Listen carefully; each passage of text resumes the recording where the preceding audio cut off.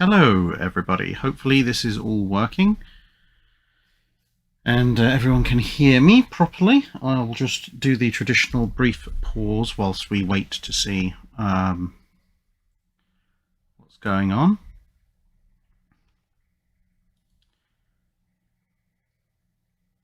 Hello, can you hear me?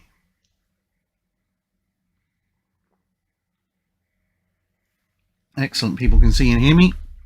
So, right, we will get going then. So, firstly, for those of you who are tuning in, I obviously apologise for the somewhat delayed return of the live streams. By the fact you can tell this is the Patreon alternate history questions for Drydock 257 when we're up in the 270s now. That tells you how long it's been.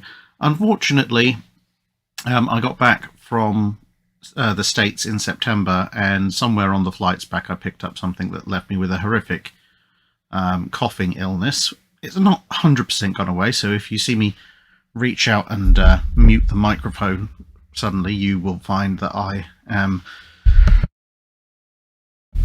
doing that, basically. But it's not so violent that it is giving me concussion anymore, which is what it was doing before. So you might notice me also taking sips of drink much more often. Nonetheless, as per usual, we will be starting off with the Patreon alternate history questions that came with 257, Drydock 257, and then we'll move on to super chats and live questions from you fine folks over in the chat. So we have, I don't know if this was when I actually started numbering them. 1, 2, 3, 4, 5, 6, 7, 8, 9. We've got about 15, 16 alternate history questions for this one. So I'm going to be trying to do these now, roughly speaking, every 2 to 3 weeks to catch up until we get back to our one per month. And so the first question comes from Mike Lima 777. Who asked, in a previous Drydock back last year, he asked about the UK keeping 3 modified Admiral class or donating them to Canada and Australia in return for building Nelson and Rodney as G3s, with the US and Japan commensurately keeping other ships. Let's imagine the Australians and Canadians rebuilt their battle cruisers along the lines of Renown's modernisation. Fair enough.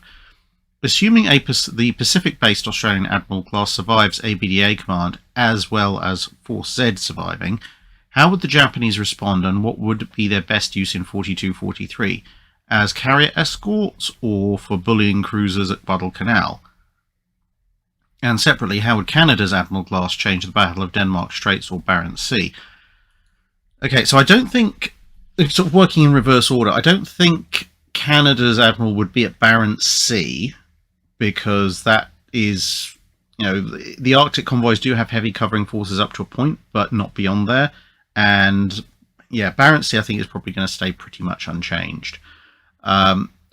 Canada's Admiral class, if it's been modernised Renown style, will, yeah, showing up at the Battle of Denmark Strait is an entirely plausible outcome for that, because, well, assuming that Hood hasn't gone the same way, the Canadian one would be in a far, far better state to take on a fast battleship.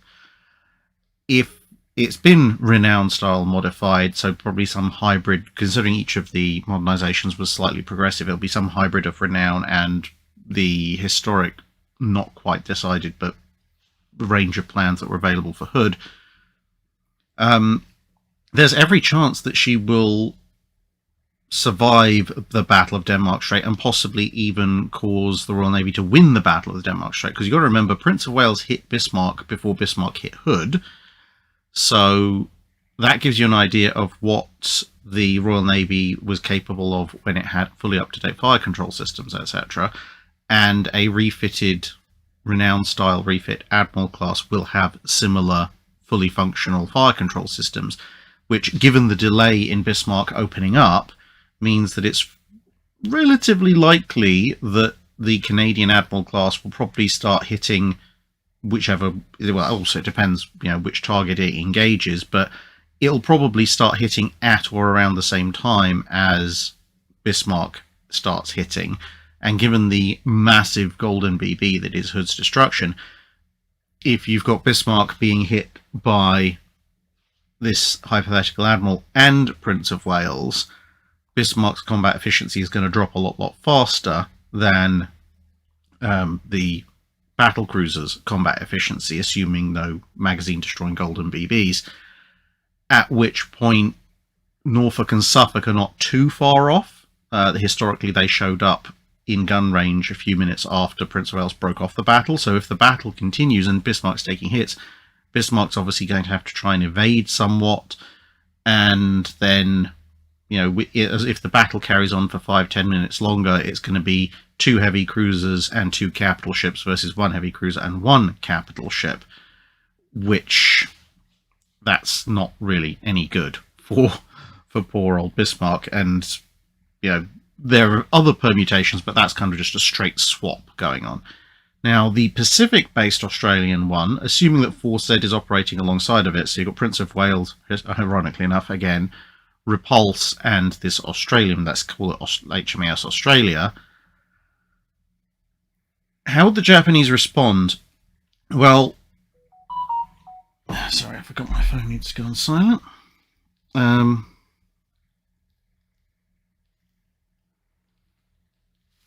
we go.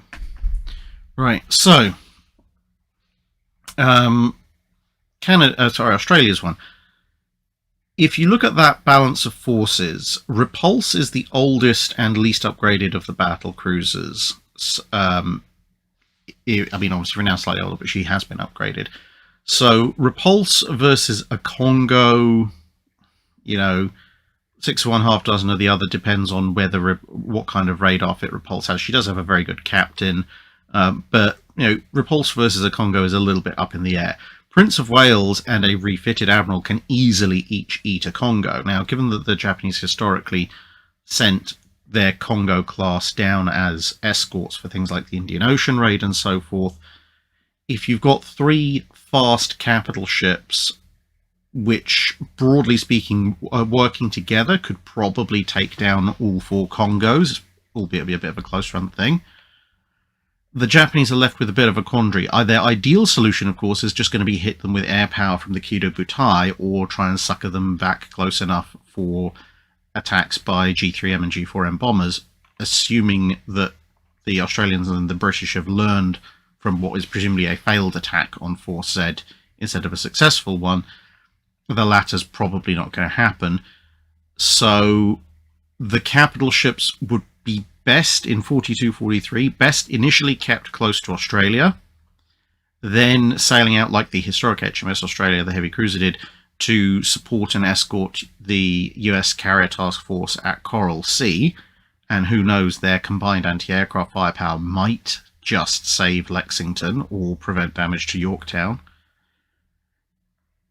And then, I mean, running carrier escort would be quite useful. Just their mere existence is going to scare the Japanese into trying to do something, and the Japanese can't really send their Fusos or Iseis because this capital ship force can easily outrun them, which means they either have to send in Nagato and Mutsu, which will still be outnumbered 3-2, or they have to send in some combination of Nagato's and Yamato. Now, I seriously doubt the Japanese would commit Yamato, Musashi, Nagato, and Mutsu to their southern flank when they have the US coming in on their eastern flank, but it will put the Japanese in a real bind. Of course, once the Guadalcanal campaign kicks off, well, we saw historically the Royal Australian Navy supported the American push, so in this scenario, you know, a trio of capital ships supporting the American push, initially perhaps with shore bombardment on the day of the landings, and then, yeah, probably riding carrier escort along with ships like South Dakota and Washington. That's probably going to be their main role. Although, given their speed and the fact that the British do actually have a working night fighting doctrine, whilst the US probably wouldn't want to commit capital ships early on in the Guadalcanal campaign to night fighting, by the time things start to go really bad and they're aware of, you know, incoming enemy vessels repeatedly, you might see at least the Admiral class and Repulse committed to the night fighting. Prince of Wales, maybe not so much, because although she's a very powerful fighting unit, she's not quite as fast as the destroyers and cruisers, whereas excuse me, Repulse and Prince of Wales would be Repulse and the Australian Admiral would in theory be about fast enough to keep up with them, which then leads to some rather interesting things, because again, they have a working night fighting doctrine, they will have radar, and you will probably see them being committed in what is historically the night action, the badly named night actions of the Battle of Guadalcanal, i.e. Hiei and Kirishima and friends versus Admiral Callahan, and then Kirishima versus Admiral Lee. So that does raise a rather interesting possibility, because if you've got a pair of capital ships, the Admiral in charge of those is probably going to be senior to Callahan, so if they get committed on the first night, they will probably be the ones who are in charge rather than Callahan. So combine the fact there are two full-scale capital ships with the historic US forces, plus experience in night fighting doctrine, plus radar, there's every chance that the second night action might not even have to happen, because the first night action might end up with Hiei and Kirishima sunk in night gunfire action. But if, for whatever reason, the US is absolutely insistent, no, we are not committing capital ships to a night action unless we absolutely have to, so the first night action goes as it did historically, well then Admiral Lee is sailing into the second night action against Kirishima with Washington, South Dakota, we're going to call it Australia, and Repulse. That's not going to end well for anybody on the Japanese side whatsoever. So yeah, that would be quite a fun one. I mean, obviously this is assuming that a Japanese submarine doesn't get lucky or something like that, but, we can dream. Now, we have... so what's going on? So I got a notification. No, let's not do that. YouTube is saying, let YouTube insert ads into your live stream for you. No. Bruce Kiernan asks, I was given a jigsaw puzzle of World War II warships, and it's heavily weighted towards US battleships and aircraft carriers. What ships would you change out of this list to make a better representative sample? Keep the same number of ships. So the ships in the puzzle are Texas, Arizona, Massachusetts, New Jersey, Wisconsin, North Carolina. That's battleships. And then carriers, you've got Yorktown 2, so that'd be the Essex one, Intrepid, Enterprise, Midway, Hornet 2, Lexington 2, so those are both Essex class as well. Then Kidd, Cassin, Young, Pampanito, and Torsk, so that's 2 destroyers and 2 subs. Hood representing the UK, Akagi and Yamato representing the Japanese, Bismarck in U505 representing Germany, and no cruisers. Okay, so, I mean, Akagi and Yamato are probably good choices for the Japanese. Bismarck's fairly iconic for the Germans, and you've got to have a U-boat there as well. For the UK, I mean, Hood is fine. You could swap Hood with Warspite. I'd probably add a UK carrier in there as well, maybe Ark Royal. The destroyers, I think the first thing I'd focus on is where you've got doubled up in terms of classes. So if you've got 2 Fletchers, okay, let's swap one out. So let's drop one of the Fletchers and stick in a tribal class, because otherwise Dr. Clark's going to kill me. For the carriers, so you've got Enterprise representing the Yorktown class. Great. There's nothing in there I'm seeing that represents the original Lexingtons. So let's drop Lexington 2 and stick in the original battlecruiser-derived Lexington herself. Then we've got Midway with the best will in the world. She's not, strictly speaking, a World War II warship, so I'd have to say drop Midway. And then you've got Hornet 2, Yorktown 2, and Intrepid. So, keep one of those. Let's say keep Hornet 2, but you don't need 4 Essexes, and we've already replaced one. I suspect that a lot of this is actually based on museum ships. but at least for the US choices. So if we're keeping one Essex class, we've already replaced Lexington and we've dropped Midway. That means we've got 3 slots open where we've taken out carriers. So if we say did put Ark Royal in instead of one of them, because we're keeping the numbers the same. So we've got a UK capital ship, either Hood or Warspite, plus Ark Royal, and we've got a slightly better mix of US carriers, plus we've got 2 slots free. And then for battleships, Texas, Arizona, I mean, yep, fine, Texas, Arizona, obviously for Pearl Harbor. Massachusetts, again, I suspect that's there because it's a museum ship. You could keep that, I suppose, to represent the South Dakotas. New Jersey and Wisconsin, well, you're doubling up on the Iowas again. At North Carolina, I mean, if you want to go historic, you probably should have Washington, but it probably isn't going to make a huge difference. So you're going to have to drop one of the Iowas. So we've got 3 slots left, and he's asking us to give a better representative sample. We've got 2 British ships, 2 Japanese, 2 German, no Italian. So we should probably stick a Littorio in. Then we've got 2 more slots left, and no, it's not a single cruiser. Okay, fine. So to make the UK representation up to 3, we'll stick Belfast in as a cruiser. And then what should we do with our final slot? I think probably put something like maybe Helena in there, so the cruisers get a bit more love. That would be my initial proposals of changes. There's a lot of other things I would do with that to make it more balanced, but just keeping the numbers and some minimal changes, that would be my starting point. A few of you pointing out, there's Dutch ships, there's Cavour, there's HMS Canberra. There's a lot more we could put in, but unfortunately, according to the question, we have to keep the same number of ships. So unless we went with sort of 1 or 2 ships for everybody, which is basically at that point we might as well just restart the whole thing from the beginning. Then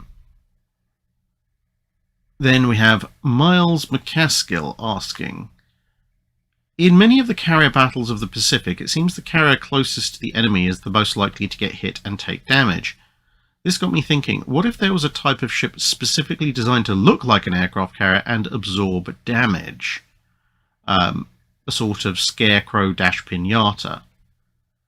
If we take a Yorktown class, for example, put all the firepower of the ship's firepower, speed and protection into protection, could it survive the kind of hits that doomed Hornet and Yorktown? It would need to be carefully designed to look identical to real ships of her class, remove all the aircraft aviation fuel, aircraft munitions, etc., and put that into things like torpedo blisters, hangar deck armor, and so forth.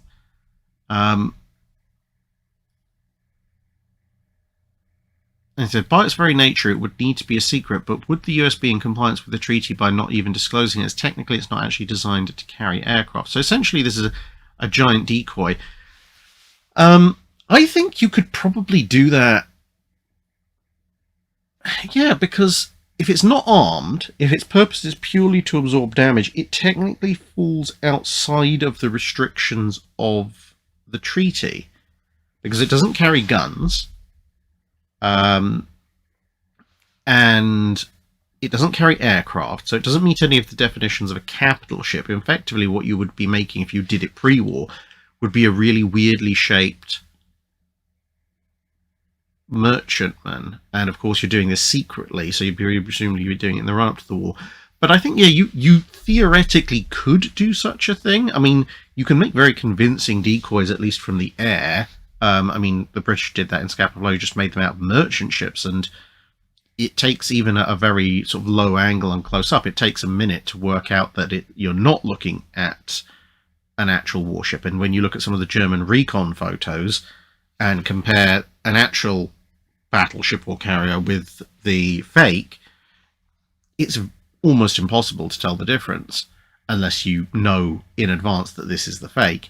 At which point, well, if you look at the British armoured carriers, the bombs that the Japanese could loft at in the Pacific with their dive bombers British armoured carrier flight decks, which are 3-inch, can already reject those, and they did that, okay, with a slightly smaller carrier, but with a carrier that could, run around, operate its guns, fly off aircraft, had all the stores on board, etc. So if I was the Americans, and for some reason I've been charged with doing this, I would probably go for, let's say, 5 inches of armour. I would put that in the hangar deck and have the flight deck as the lightest possible structure I could get away with, because remember, you don't need it to actually be strong enough to support aircraft. So you just make it an incredibly flimsy, part metal, part wood structure, essentially sacrificial, and just have 5 inches of solid armour plate running down the fake hangar deck underneath, which will help with stability, which will also mean you can get that 5 inches of armour without overly threatening your stability. And you're essentially just running around on a hull that's supporting this 5-inch roof slab with massively deep torpedo protection underwater, because again, you don't need magazines, you don't need massive crew quarters, so you can effectively just have a nice narrow machinery space run and huge torpedo defense systems either side. And then when the Japanese come in to attack, if you want to be really, really inventive, you can set out a couple of jerry cans full of gasoline in your fake hangar deck. So the Japanese will come in, they'll see, big flight deck running around, clearly must be a carrier, dive bomb it, drop some bombs smash straight through the flimsy upper works, which is what you wanted them to do anyway, set off a couple of jerry cans, there's some nice big pretty fireballs, the Japanese sail off thinking, aha, we have sunk a carrier, clearly this is fine. And then when the Japanese planes have gone away, a couple of your guys pop out at the other end of the hangar deck with some hoses, spray off the 10-15 gallons of petrol if it hasn't already burned away, and hose down your little upper works, make sure that the whole thing doesn't burn off, and then maybe haul up some spare timber, patch it over, and then hopefully by the time the Japanese show up for the next attack, they think it's a completely different Yorktown class, because hey, it looks completely intact. The last one we bombed, we saw it explode in a massive fireball. It would be an incredibly niche and hilariously specific thing to try and do, and of course the whole thing falls apart if the Japanese happen to come in on an off angle and go after one of your actual carriers in the first place. But in theory it could work. Admiral Nida says, basically a heavily armoured oil tanker that looks like a carrier that supports the fleet. I mean, you could do that. My only reservation with an oil tanker specifically would be that if anything did actually somehow accidentally get through, you'd have a genuinely big explosion for real. So maybe not an oil tanker, but perhaps a solid stores supply ship. Something carrying all your ice cream and frozen meat and mail. That could certainly do.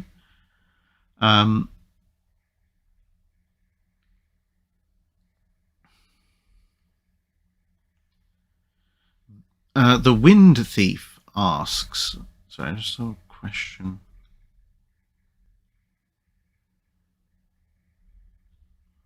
The Wind Thief asks, in 1861, the Confederate States of America secede, and for whatever reason, perhaps a meteorite crashes into Washington, D.C. or something, the Union is unable or unwilling to go to war, thus there's no American Civil War.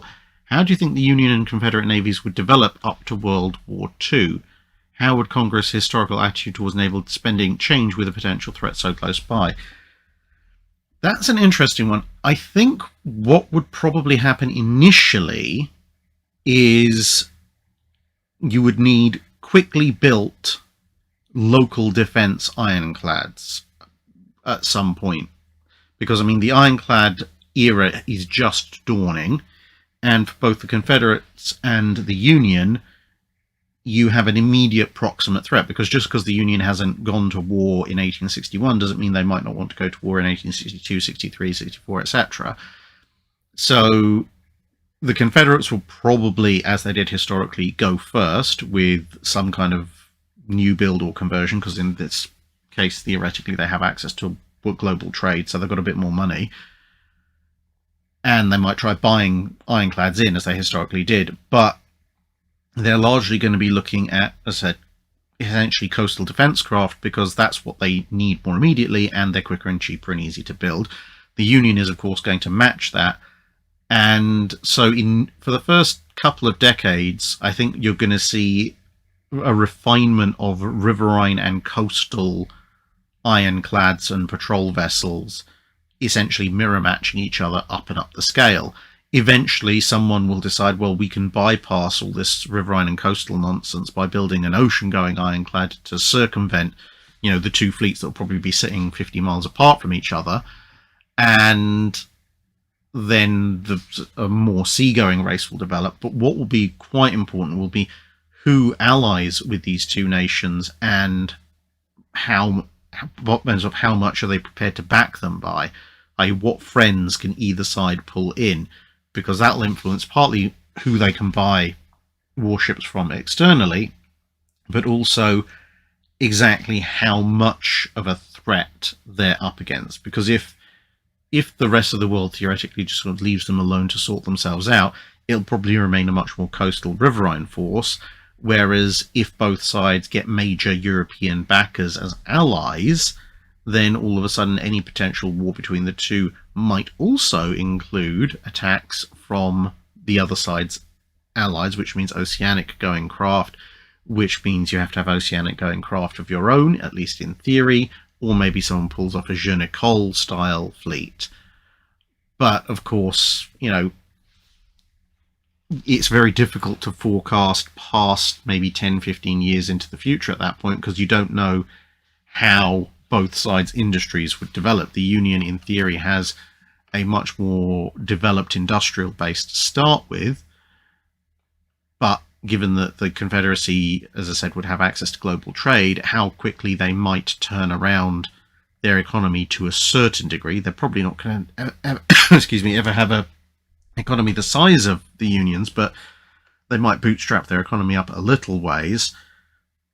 And of course, as I say, the Union's going to be dealing with not having the economic input of the South that it would historically have in the 1870s and 80s. So, yeah, I think that's for as far as I'd be happy to forecast.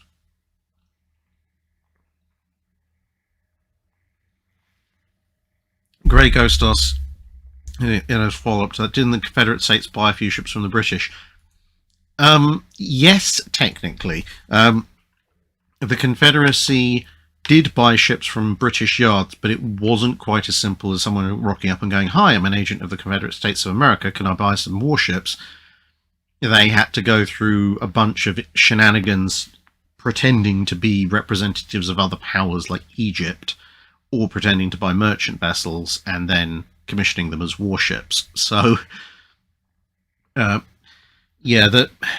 politically, Britain is in a bit of an odd place in that some of the upper echelons of the British political class and a few of the industrial class kind of wanted to back the Confederacy, but other political elements and the vast majority of the British public did not, which is why you got all these sort of go through the hoops and all smoke and mirrors shenanigans to when the Confederacy was trying to buy stuff from Britain. Because the British government couldn't just outright say, hey, we're supporting this side in this civil war, which is traditionally what Britain would do, because they get some very difficult issues from their own public. But at the same time, that didn't stop certain industrialists, etc., from trying to support them. I mean, this is one of the things you've always got to bear in mind when it comes to Britain, is that, again, although as a whole the British public were against slavery for pretty much the entirety of the 19th century, there was a small but vocal element of, not necessarily the upper classes, because in the UK the upper classes means the nobility, but there was a small element of the rich, i.e. certain industrialists, etc., who were very keen on trying to bring back slavery. And of course, that means that they would be more equitable when it came to dealing with the CSA than a lot of other people.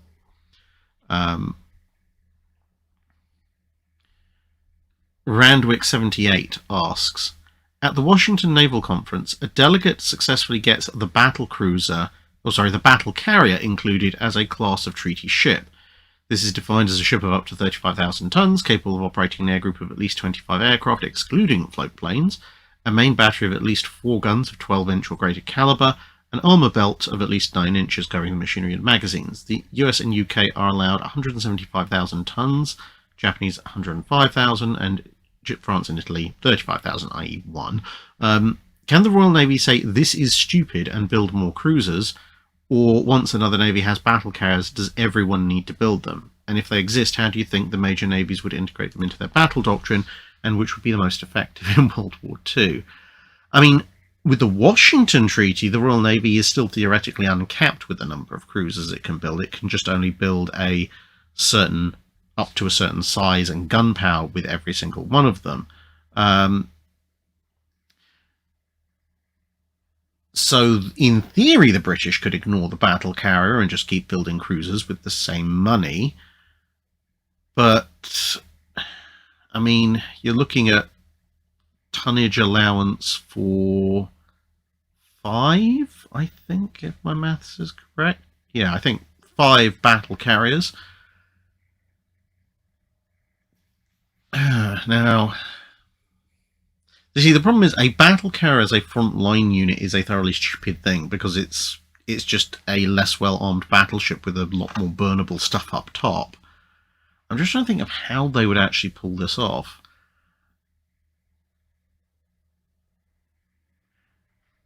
I think personally the British would prefer to build cruisers, but as you say, if other people start building battle carriers, just by dint of the fact there are some additional ships out there with big guns, the British might be forced to reply.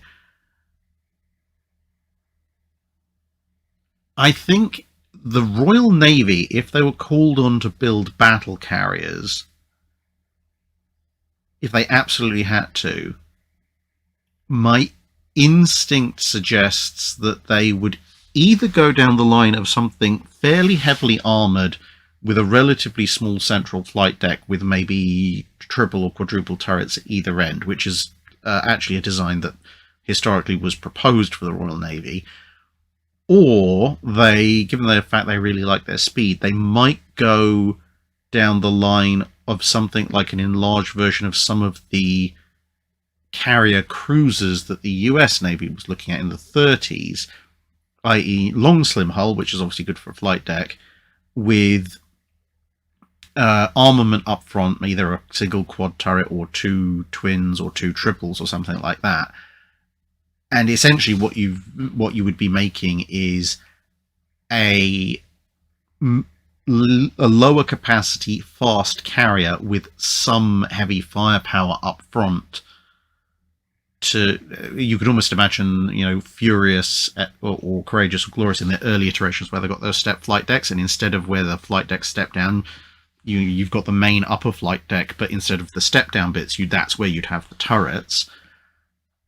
And I suppose at that point, as long as they've got armor, a relatively decent amount of armor as well, sort of minimum 9 inches, the British might consider using those as overseas station flagships for like the China station or something, on the basis that they can kind of do a bit of everything. They can do the scouting, they can do strike, they've got enough firepower to be worthy of being flagships, and then that would then allow the Royal Navy to concentrate their actual dedicated carriers and capital assets back at home or in the Mediterranean.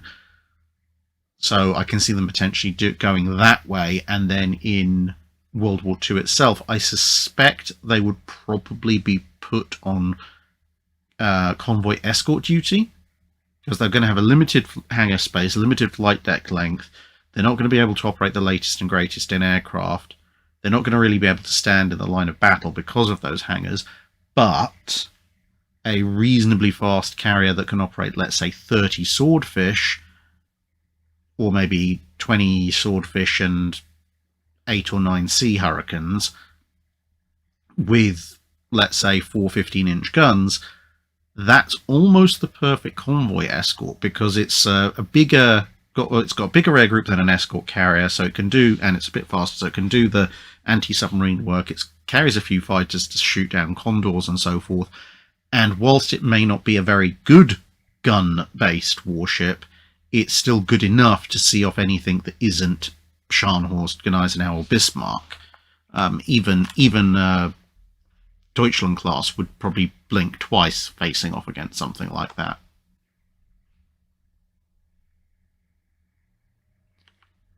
But yeah, I think the first preference the Royal Navy would have would just be to go, no, we'd rather just have more cruisers. David B asks, I've been reading up on German battle cruisers and battleships in World War One. One idea that came to mind: what if they had upgunned the Kaiser class to? I think that's supposed to mean 4 twin 13.8-inch guns. Koenigs to 5 twin 13.8-inch, i.e. they're going Mackensen armament, except on the Kaisers and Koenigs. Then gone super firing turrets on the Moltkes, and had Seydlitz as well as Seydlitz, turning them into a class of 4 twin 12-inch super firing, i.e. smaller Der Flingers. Then done a 2-ship Mackensen class that jumped up to their fusion Ersatz York design. What would the effects have been on World War II, and in particular at Jutland? Sorry, World War One. If the numbers had been the same, the battlecruiser fleet would be rougher handled. Yeah. Well, I mean, historically, obviously, the Mackensons would never actually get built. Well, they'd be partway constructed.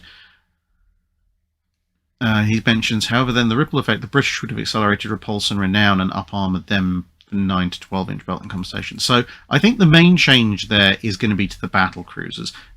Whether you've got 12-inch guns, 13-inch guns, 13.8-inch, 14-inch, manifestly isn't really going to change an awful lot when it comes to the Kaisers and Koenigs being at the head of the line at Jutland and getting pummeled by the entire Grand Fleet, because that's about numbers and protection rather than firepower. Where all of this matters is in the run to the south with the battle cruisers. Now,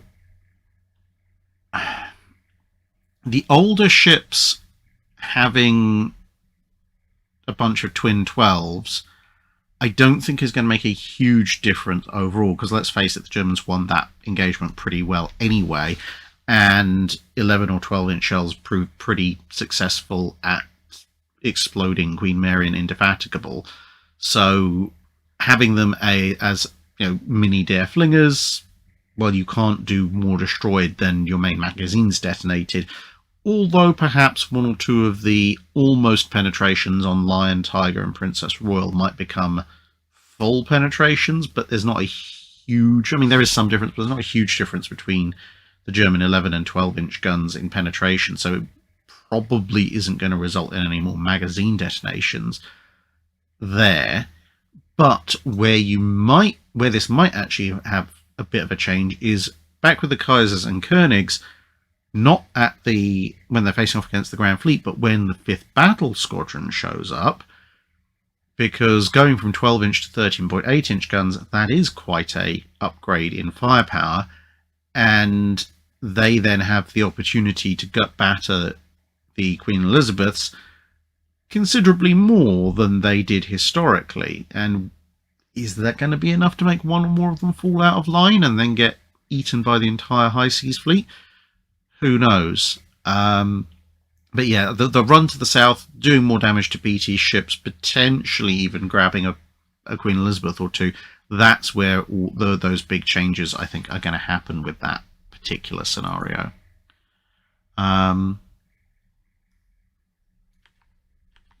Vintage Car History says, after the whole Titan submersible tragedy, that's back earlier this year, I'm wondering if a submarine that was known to have been destroyed via passing through crush depth has ever been recovered relatively intact, or do the various attitudes towards sea graves prevent or at least severely deter such recovery operations? I mean, to a certain extent, the fact that these vessels would be, whatever, that being military subs, being war graves, does have a certain effect. But to be perfectly honest, the vast majority of the time, if you're looking at a submarine that's been destroyed by passing through crush depth, you're going to have several major problems. One, that sub may well be confetti scattered across a very wide area, so there's nothing really meaningful to recover. 2, by passing through crush depth and going and imploding, it is by definition not going to be relatively intact in any way, shape or form. So there's very little point in trying to recover it at that point, because anything sensitive within has probably been destroyed. There's no way it's going to be cheaper to raise an imploded sub and repair it, because you'd essentially, apart from maybe a few of the outer bits and pieces, you'd essentially be building a new sub. So at that point you might as well just build a new sub and spare yourself all the cost and expense of recovering what's essentially a bunch of interesting twisted metal. And the other problem is that a sub that passes through crush depth by definition must have been in sea deep enough to pass through crush depth, which means for the most part they're probably in very deep sea, which massively complicates any attempts at recovering those vessels. So yeah, that's, as far as I'm aware, no, at least at the time period the channel covers, no submarine that went through and fully imploded passing through crush depth has ever been substantially recovered.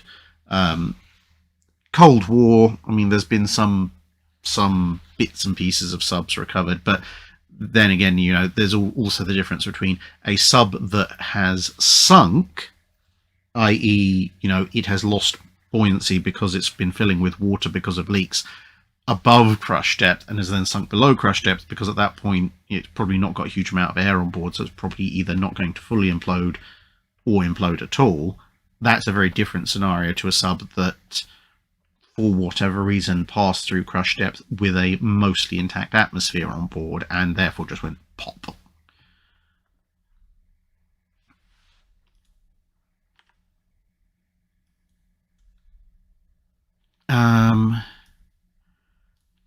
Robert Knapp asks, I don't know if you've watched the Man in the High Castle Amazon adaptation.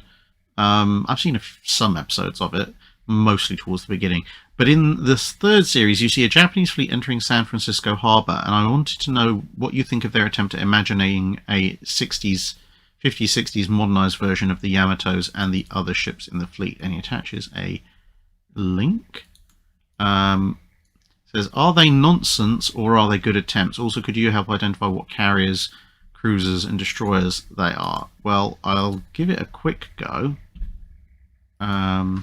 Right, so obviously you guys can't see this, but I will see if I can put a... You should be able to see that's the link in the description if you want to vaguely follow along.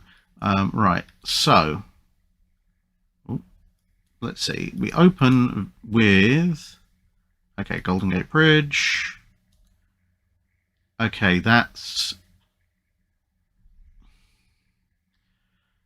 Okay, so we've got a carrier that's been modified with an angled flight deck, but not a hugely angled flight deck. It looks very, very renowned, very Ark Royal Eagle style modification.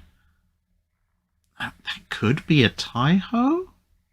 That could be a modified Taiho. I mean, the island obviously doesn't match any specific Japanese aircraft carrier, but that's to be expected. You know, Victorious's superstructure didn't look anything like she did in World War II after she'd had her refit. But for whatever carrier class that is, that's actually a relatively plausible 50s, 60s refit. And then we've got, obviously, there's a Yamato going under the bridge. Background cruisers. We've got 3 turrets forward, 2 turrets aft, with C turrets super firing. We've got actually that trunking, you know, the semi single funnel trunking, where it's actually 2 funnels trunking into 1 total exhaust. That's a pretty good overall for a Jap. That's a very good looking idea of a Japanese cruiser. Follows historically very accurately. Okay, now we're going over the Yamato. I'm not seeing much in the way of radar antenna on the Yamato, and this looks like a late World War II Yamato. So it's got its 666 fore and aft, but it's got the sort of the mass of everything AA gun-wise in the middle. There's one of the cruisers. That's interesting. They're very Tone style turrets, but fair enough. See, now this cruiser, I'm now 14 seconds in. The cruiser has a lattice mast and a certain amount of antenna on it. So that's actually a reasonable adaptation, I would say, for at least an early to mid 50s refitted heavy cruiser. And you can see from this angle as well, actually, that carrier in the background has a tilted over funnel, so that's very Japanese in style. That's quite good, I would say. I mean, my only criticism of this cruiser is that this looks more like a immediate sort of late World War II -- late 40s, what I would expect to see for radar. I mean, the lattice mast is a little bit later, but the antenna, if this was the very early 1950s, I could maybe see that happening. But if this is the late 50s, early 60s, probably need a couple more radar antenna and dishes on that thing. And also, to be honest, by the late 50s, early 60s, unless the man in the high castle is massively removed technological wise from historical, there should be some form of surface-to-air missiles going on. Now, if we get closer, then we're getting in close to the Yamato. Now, interestingly, the Yamato here, okay, so they do have a little rotating dish, and they have given it this lattice work structure. In fact, I think someone's basically taken some inspiration from the Iowas, as in the Iowas as they are at museum ships these days, and sort of adapted that for a radar mast on the Yamato. At which point, the superstructure and radar, that's not a half bad attempt, but this menagerie of anti-aircraft guns, I think, would be gone. At the very least, they would have replaced, because there's some, for all obvious, twin 5-inch there. Those anti-aircraft guns should be probably uniform 100mm, and maybe there should also be some surface-to-air missile launcher of some description there. And then, okay, that's people. The not Kamov. Okay, fair enough. Apparently they just stole the Kamov Design Bureau. I guess that's a thing. Back of the Yamato. Okay, helicopter landing pad instead of float planes. That's perfectly fine. Japanese still love their rounded glasses, apparently. And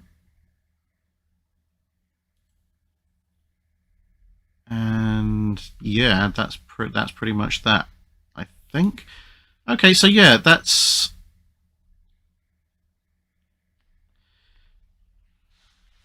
it's not bad.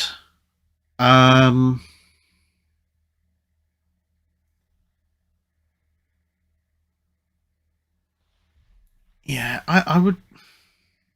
Yeah, I would say it's not bad. Certainly for a, it's a side detail in all of these things. I think of all of those, the carrier is probably the best because it's very distinctly a Japanese style.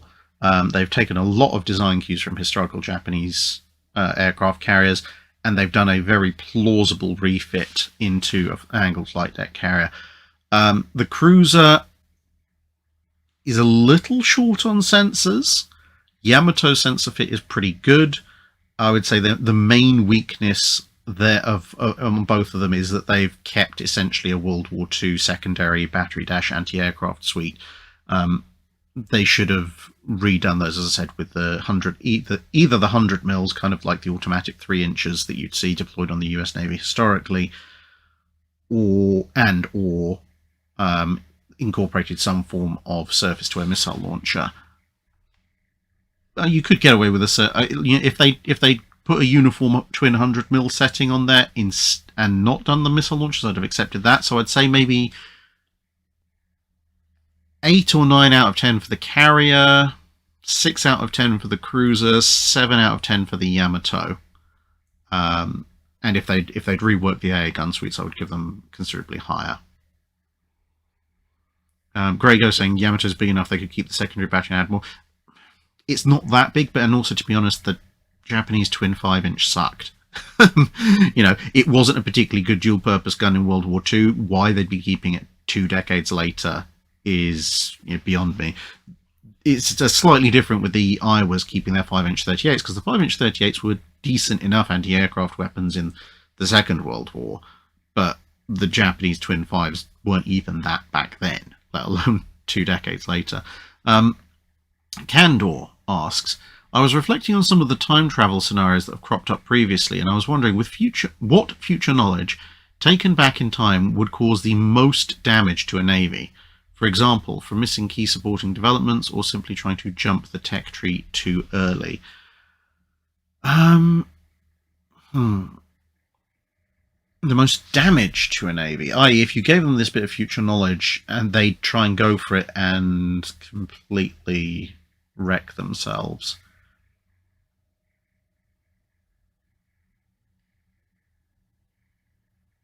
Taken in isolation, I think probably cordite - nitrocellulose-based explosives generally. Because, 1, they're nowhere near as stable as people thought they were. 2, it turns out, with Poudre B and early British cordite, there are an awful lot of ways to get it badly wrong. And 3, for all that, they are actually quite horrifically powerful. So if you wound the clock back and gave people the basic recipes for essentially gun cotton nitrocellulose explosives 20-30 years earlier, they would have the gun technology, they'd be tempted to try it, and they'd probably end up with an awful lot of detonating ships from deteriorating nitrocellulose-based explosives if they haven't already blown up half their guns from spectacular overpressure and so on and so forth. That will probably be the single most dangerous thing you could send back, I think. Almost everything else is mundane in comparison. Todd Webb asks, in the Bismarck surrenders to the US Coast Guard cutter before Rodney and King George V catch up with it alternate history scenario, the nearest large US asset was Texas doing a convoy escort. So how much difficulty would you expect a ship the size of USS Texas to have towing a ship the size of Bismarck when Bismarck has her jammed rudder? Texas has the power to tow a ship like Bismarck at a relatively low speed. The jammed rudder to be honest, is probably going to be a problem no matter who tows it, how many ships there are, and how powerful they are, simply because the cables can only take a certain amount of strain. Bismarck weighs an awful lot, and if she starts to swing, then that's, well, if it's a smaller ship that's towing Bismarck, it's going to haul the thing sideways, and if it's a larger, heavier ship like Texas, it's going to pull it sideways a little bit, but there's just going to be so much tension, the cables are going to keep parting. So, yeah, in terms of can Texas move a Bismarck-sized object through the water with tow cables, yes. The jammed rudder, however, is probably going to make that task almost impossible unless somebody, because bear in mind, one of the reasons they didn't send down divers to blow off the jammed rudder was because they were worried that might damage the propellers and render the ship unable to move. In this case, if Texas is towing it, they might just get fed up after the second or third parted cable and say, stuff it, we're sending divers of our own down if you don't, and we're blowing that flipping rudder off, and we don't care if your propellers are bent. In fact, that's probably better because it means you definitely can't get away, and then we'll tow you back that way because that's much easier.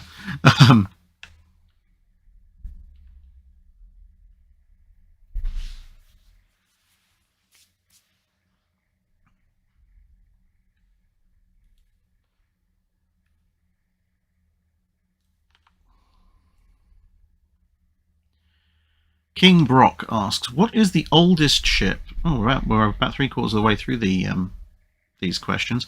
King Brock asks, what is the oldest ship by date of entering service that if teleported into the Battle of Trafalgar between the two fleets at the moment the first shot is fired and both ships immediately reorientate to face the new threat and work together to destroy it? I think there's some context missing here. Hang on.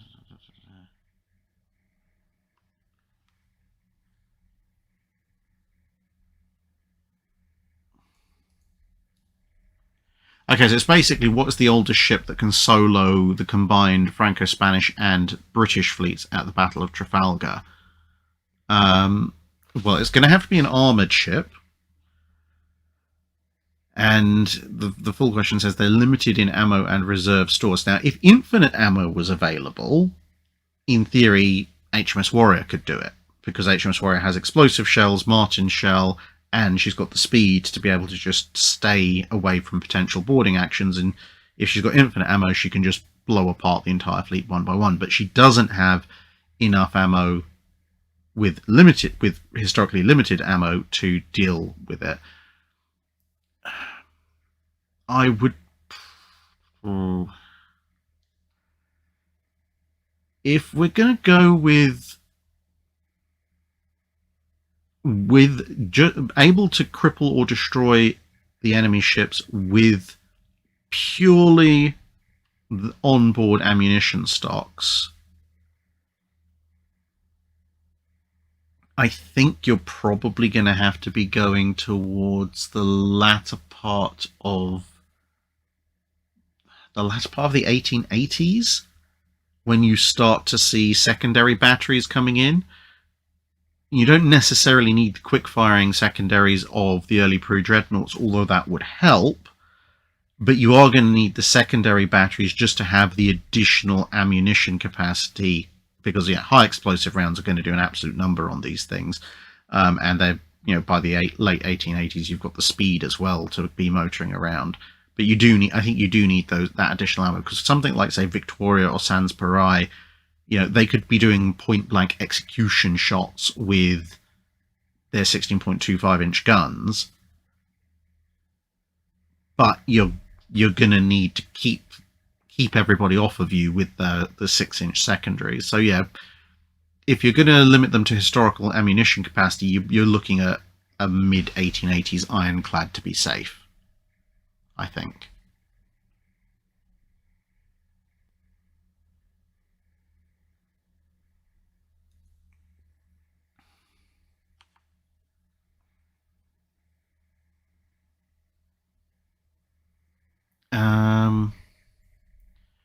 Samuel Johnson's cat.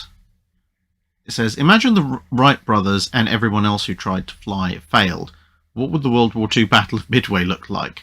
But it probably wouldn't happen, because at the time of the World War II Battle of Midway, the Japanese have, well, they'd be sailing with probably more of their battleships, but even just looking at the top end, you've got 2 Nagatos and Yamato available, plus the Congos and whatever else.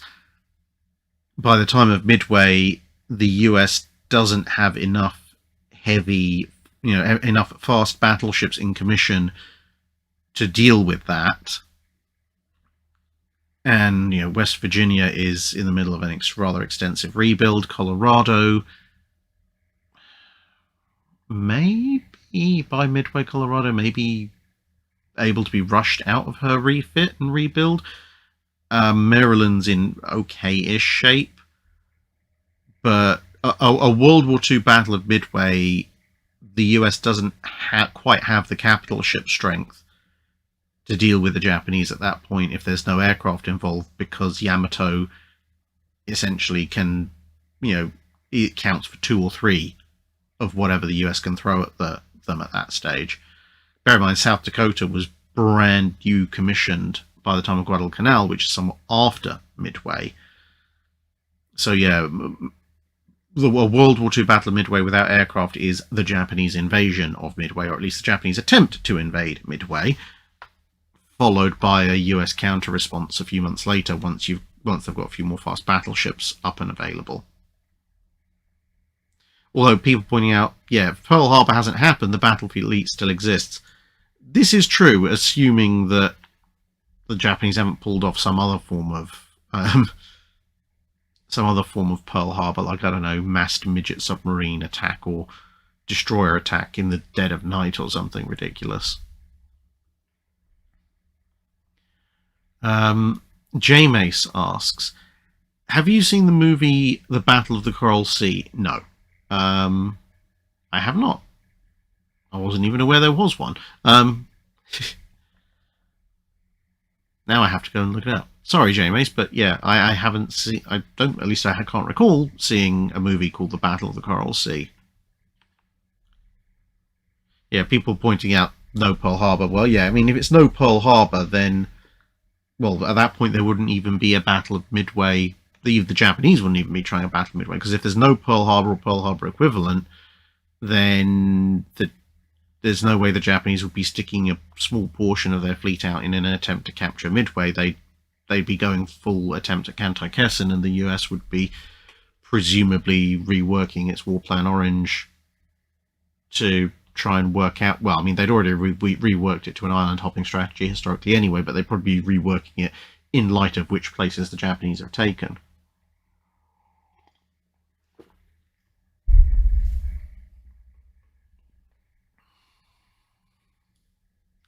How many Blackburns could a Blackburn burn if a Blackburn could burn Blackburns? Asks.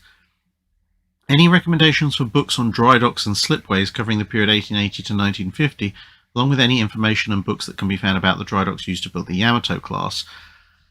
For the Yamatos, you're probably looking at the Lengra and Alberg books on Yamato itself.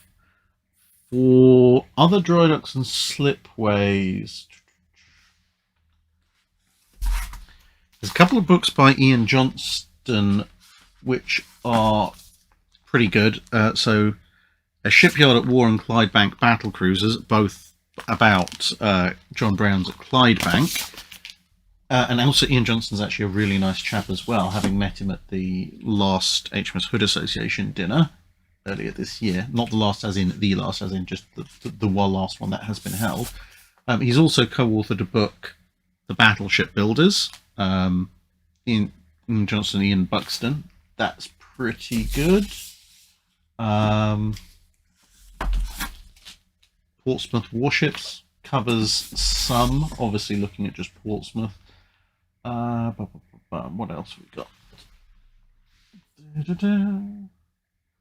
There are one or two actually over on my US shelf as well, but if you'd like a more extensive list, then drop me a message or something and I'll collate them. It is a little bit difficult to find, to be perfectly honest, because there's not really a huge amount of literature out there that's purely dedicated to dry docks and slipways, but there is a reasonable amount dedicated to dockyards which will cover that. Graham William Kidd, so you can tell how old this this particular set of questions is from the fact he's asking overall, what did I think of Australia? So this is, you know, just after my Australia trip back in June of this year. And what were your top 5 highlights, plus what did you think of the Australian War Memorial? The Australian War Memorial was actually really good. They were in the middle of refitting and renovating it, so there wasn't as much on display in public, but on the other hand, they did take me into the archival warehouses where they've got all sorts of interesting stuff. Like, did you know a twin 4.7-inch gun, twin 4.7-inch mount from a tribal class actually still exists? It's whole, it's intact, it's sitting in the AWM warehouses, and they've got loads of stuff. I mean, I've mentioned this, I think, on previous dry docks. There's loads of really weird stuff, like the only ME-262 still in its original wartime colours is sitting in Australia. The same thing, I think, for an ME. There's an ME-109. There's a bunch of World War I biplanes. They've obviously got a Lancaster. Yeah, there's loads of really weird World War I and World War II stuff, which you'd think an Australian museum wouldn't have, but apparently a lot of Australian troops returning after the war were just like, well, it's not been nailed down. Clearly nobody wants it, so we're going to have it. So yeah, I'm looking forward to seeing what the AWM looks like once they complete their renovations and move some of that back into public view as well. Plus, I got to go inside what's left of a Japanese midget submarine. That's not something that you can do every day. It turns out that I'm actually too big to actually crew a Japanese midget submarine entirely. I made it in through the broken end, managed to get my way into the command section, and then looked through the hatchway into the remaining section and just went, nah, I'm not getting in there. I will get stuck. Yeah, and people point out they've also got the only authentic A7V. I mean, it's not like the Germans made too many of those in the first place. Even we don't have one, and we're really good at stealing things. Todd Webb asking, how fast did Dr. Clark run to the tribal turret? Well, I must admit I was very cruel because I got to Canberra. I went up to Canberra for the day to see the AWM, courtesy of a very kind subscriber. And I went, because I was flying back slightly earlier than Dr. Clark, I went a few days before he was due to go. So I must admit to slightly passively aggressively taunting him by realising what we were looking at, because this was torpedo launchers and all other bits and pieces from this particular Australian tribal. And I took a bunch of photos, and I may have WhatsApped them all to him saying, look what you're missing, and look what you're not going to see for the next few days while I was there.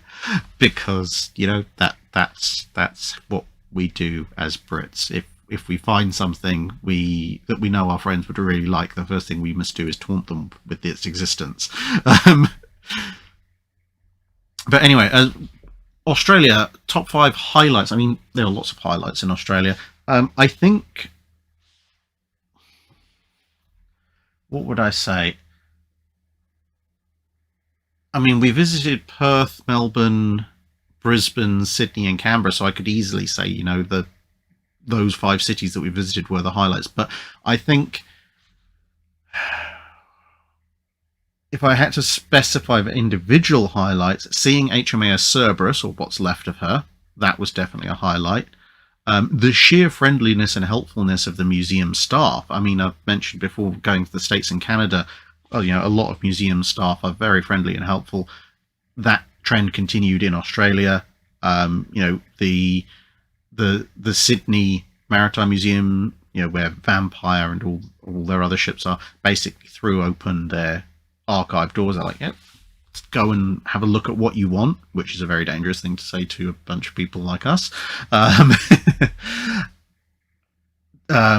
There's a really kind subscriber who drove us all around Melbourne and the surrounding area. That's how we got to Cerberus and the fortifications and so on and so forth. Absolute hero of a subscriber who drove me down from Perth to Albany and back again in the same day, which I'm very grateful for, because initially I was thinking of trying to do it myself. All the Australians who heard about it said, no, that's a dumb idea, you'll get yourself killed. And considering that I fell asleep through jet lag for about 4 to 5 of the 10 or 11 hours we spent on the road, they were almost certainly right. Castlemaine, absolutely, yeah, Castlemaine is probably of all the museum ships I've seen, Castlemaine is the one I came away with most impressed by. And that's not necessarily because of her size, because she's a relatively small ship. I didn't actually see a koala, actually, Frank Barnwell's asking. So, yeah, but the reason Castlemaine impressed me so much was because she was in such good shape. To the point that, and I said this at the time, if someone had told me that Castlemaine was sort of a prize ceremonial flagship of the Royal Australian Navy and had sort of been decommissioned from that role straight into being a museum ship, a bit like the Royal Yacht Britannia was in the UK, I would have believed them flat out. She was in that good condition. But then to be told, well, actually, she was basically a rusted scrap heap and they've had to almost rebuild her from scratch, that is just a fantastic level of dedication by her crew to get her back into the state she's in at the moment. I was genuinely shocked when they told me what kind of state she was in when they initially got their hands on her.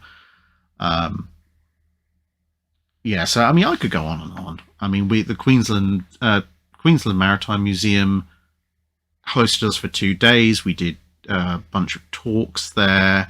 My drone hit a gum tree. Yeah, I could go on and on about Australia. It's a very, very nice place. And hey, they even have colder areas, so I can wear a jacket occasionally. Send Penguins asks, To continue the questions about what naval artillery in its current location might do, if you had access to the 6-inch battery on Little Rock, how would you use that ammunition to take down the peace bridge between US and Canada? Assuming the resources are fully crewed and operational gun mount alone with some spotting and fire controls available. Well, I think that would probably be classed as domestic terrorism, dash possibly international terrorism. So personally, I think I'm going to leave that one, apart from to say that the 6-inch battery on Little Rock could probably take that bridge down, assuming the battery was fully operational, in less than a minute. Let's just leave it at that. Obviously, you use your high explosive rounds.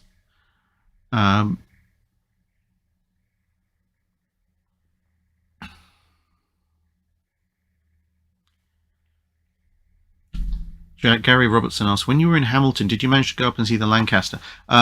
So that's when I was in Canada. Yes, I did. And in actual fact, I was actually able to go aboard the Lancaster, which was quite interesting for me because, as some of you may know, my oldest great uncle David was in the RAF. He got the DFC for not dying, doing so many missions in his Lancaster. So I have a picture of him on my phone, and I was able to take some pictures with my camera because obviously I didn't have access to an actual picture. I didn't take that with me.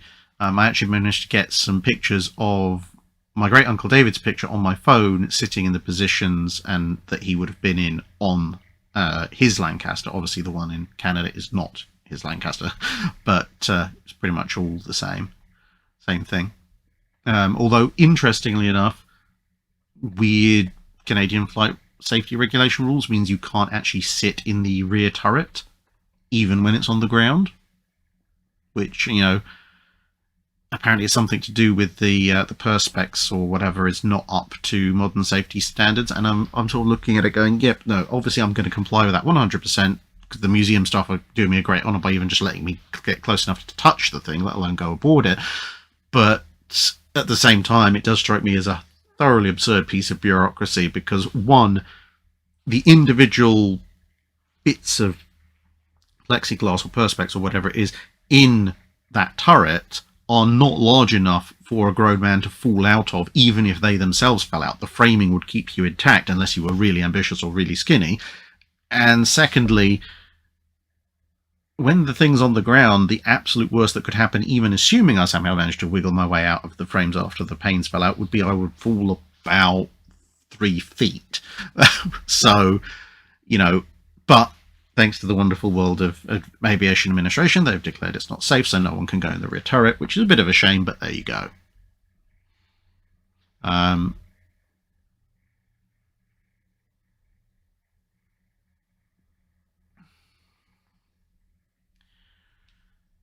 And then the final alternate history question, and then we can pick up on the super chats and then go to regular chats, is from Chase Cogburn, who asks, if in World War II coal was used instead of oil, how would this affect carrier operations? I think coal would have a detrimental effect on air operations, yeah, just a little bit, due to speed, dirty exhaust from the funnel, and difficulty refueling from sea. Your single biggest problem, to be perfectly honest, would be getting an aircraft carrier-sized vessel up to 30 plus knots for air operations using coal. That would be, yeah, that would be interesting, to say the least. Can you imagine how many stokers you would go through trying to get, a 23, 25, or heaven forbid a Lexington 35 plus 1,000-ton ship up to 30 knots just by a bunch of men shoveling coal into the fires? Yeah, if you're looking at coal instead of oil, I don't think you're going to have aircraft carrier operations in the way that we see them historically, because I genuinely think unless someone invented some kind of pitch and roll proof automatic coal feeder, I don't think you'd actually even get the ships up to that speed. And then, of course, yeah, massive amounts of soot and everything choking the poor old pilots on their way down. That's completely different. I mean, you could burn Welsh coal and be fine on that respect to a certain degree, but yeah. I mean, it's when recently, actually, for a question in a dry dock that's coming up about Graf Zeppelin and using the FW190, that led me down a whole rabbit hole of looking at takeoff runs and how much takeoff runs for various aircraft were reduced by having a headwind. And you'd be surprised, carrier operating at speed, even if there's no actual headwind, just the carrier moving through calm air, can reduce the takeoff run of an aircraft by about 45%. So there is a huge, huge effect on carrier operations by being able to have carriers move quickly. So if carriers exist at all in World War II, if they're coal-powered and therefore moving slower, then they're going to be operating biplanes and other such aircraft with, very, very good short takeoff performance.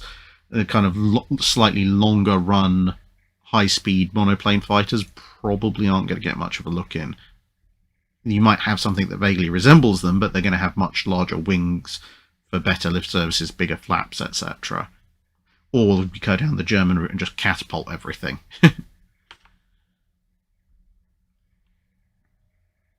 Right, so that is all the alternate history questions from 257. Now, okay, there are 10 super chats so far that Fleet of Oceans has listed for me. Thank you very much. I'm just going to move that over there so I can read them. Right, so the first super chat of the evening was from Rebel Skverl. It says, Drac, I've been able to visit the US Naval Aviation Museum at Pensacola, Florida. Lucky you, I still need to get there. Is there a similar museum in the UK?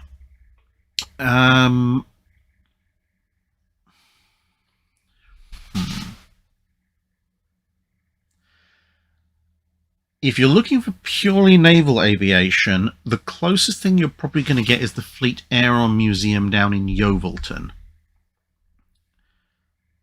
I've not been to, obviously, USNA Pensacola, so I don't know how they compare in overall size. But yeah, if you're looking for British naval aviation in a museum, then yeah, Yeovilton is going to be your port of call. They've got a bunch of rather surprising Fleet Aeron aircraft. It's a very well put together, very nice museum. And it's actually on the active RNAS Yeovilton. You don't have to worry about security clearances because they're right on the edge, so you can be buried off and you can watch live wildcats and merlins and so forth doing their thing from the museum. I'd say the only caveat to the Fleet Aeron Museum at Yeovilton is that because they're on a base, they are a little bit restricted in overall size compared to some US museums, so they probably can't have quite as many aircraft on display as they'd want to.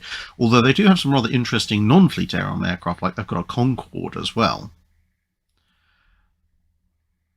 Then Sean was the second one. He says, given the US Navy has manuals on how to operate every system on a nuclear carrier, what would be the result of one popping up in 1941 or 1914? Oh, this is the manuals. Where would it be most effective? The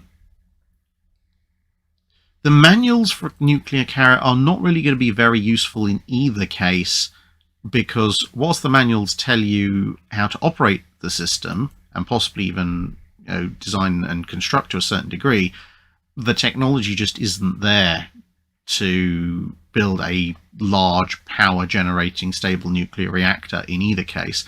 I mean, obviously you've got some very primitive reactors in the 40s, but there's a huge difference between the control systems, etc., for a nuclear reactor that can be taken to sea and operated safely and a static reactor on land. I think if you've got the operating systems for a nuclear carrier sent back to, well, for 1914 it's basically useless. They're telling someone that you might as well send the operating manual for the Starship Enterprise back to today. It's like, yes, great, we now know it can exist. That doesn't help us in the slightest at the immediate point in time. In 1941, though,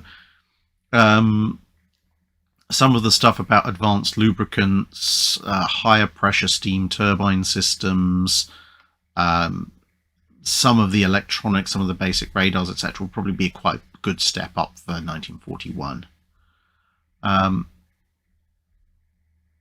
The third chat by BR Class 47 asks, what do you think of Takao being in Godzilla -1? Well, I haven't seen Godzilla -1, but assuming that... let me just check. I'm just going to quickly... I've seen adverts for it. I probably should have a look at it.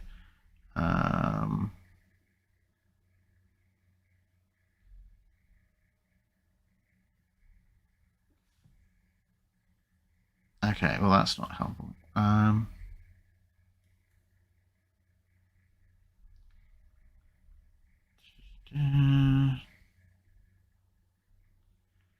Here's a review, blah, blah, blah, blah, blah, blah, blah.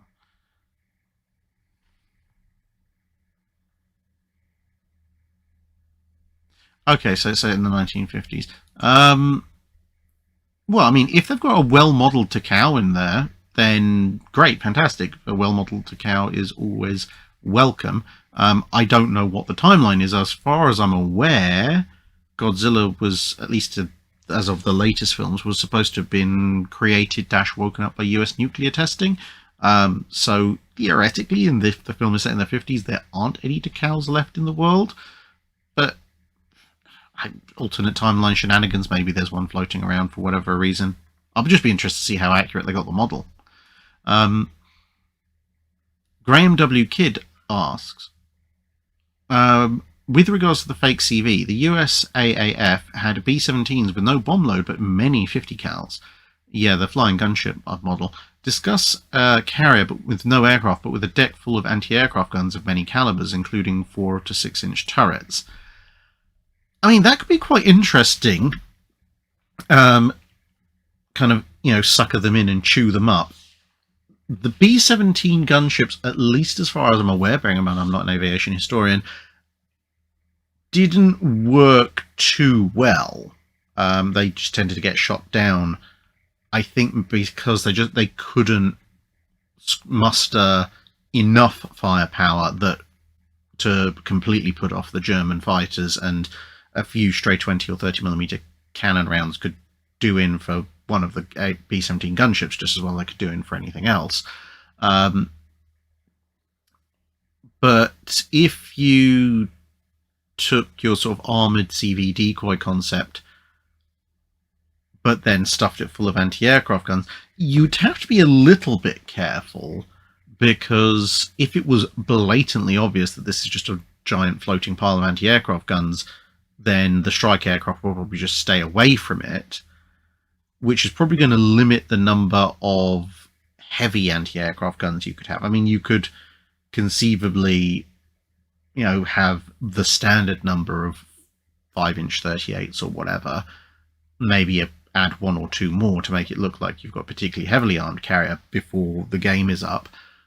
But for the smaller guns, so your intermediate and small AA, so your 20mm and 40mm, yeah, you could definitely, I mean, historically carriers carried quite a lot of them on the sides of the flight deck, and at that point you could have disguised mounts. It's much easier to disguise something like that. In fact, what you could even do is have, particularly 20mm, but maybe even some of the more compact 40mm mounts, have those arranged on the deck with very basic framing and some painted canvas that from the air looks like a bunch of aircraft all stacked up on the deck. And in actual fact, the central point of each aircraft is in fact a twin 20mm or a twin or quad 40mm installation.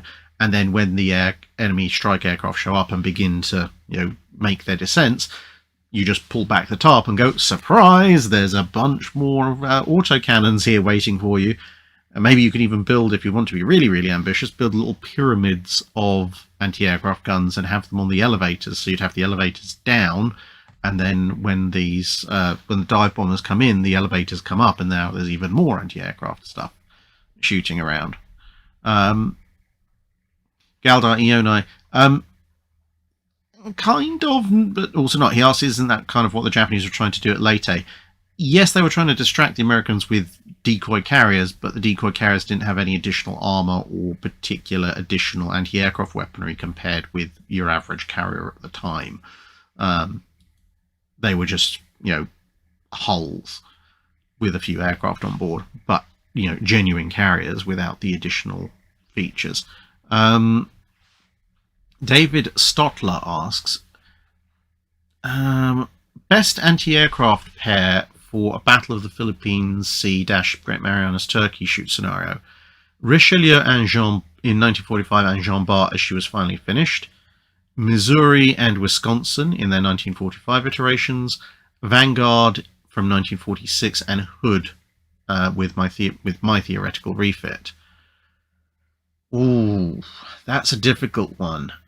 I mean, Jean Bart as finally finished has a huge number of heavy AA guns, and of course she, in her final form, is the most advanced technologically of all of these in terms of anti-aircraft radar, etc. Whereas Richelieu is probably, I mean, she's got decent AA fit in 1945, but she's probably, of all those listed, the weakest. So you've kind of got the strongest and weakest pair there. Missouri and Wisconsin, 1945, lots of 20mm, 40mm, 5-inch 38s. That's a very solid pairing. Vanguard and Hood. Now, compared to Missouri and Wisconsin, that's interesting because Vanguard 46 and my refit Hood, they have, I mean, Whiskey and Missouri, I'd give them a slight edge because I've got more 5-inch 38s as opposed to the 5.25s that Vanguard and Hood would have in this scenario.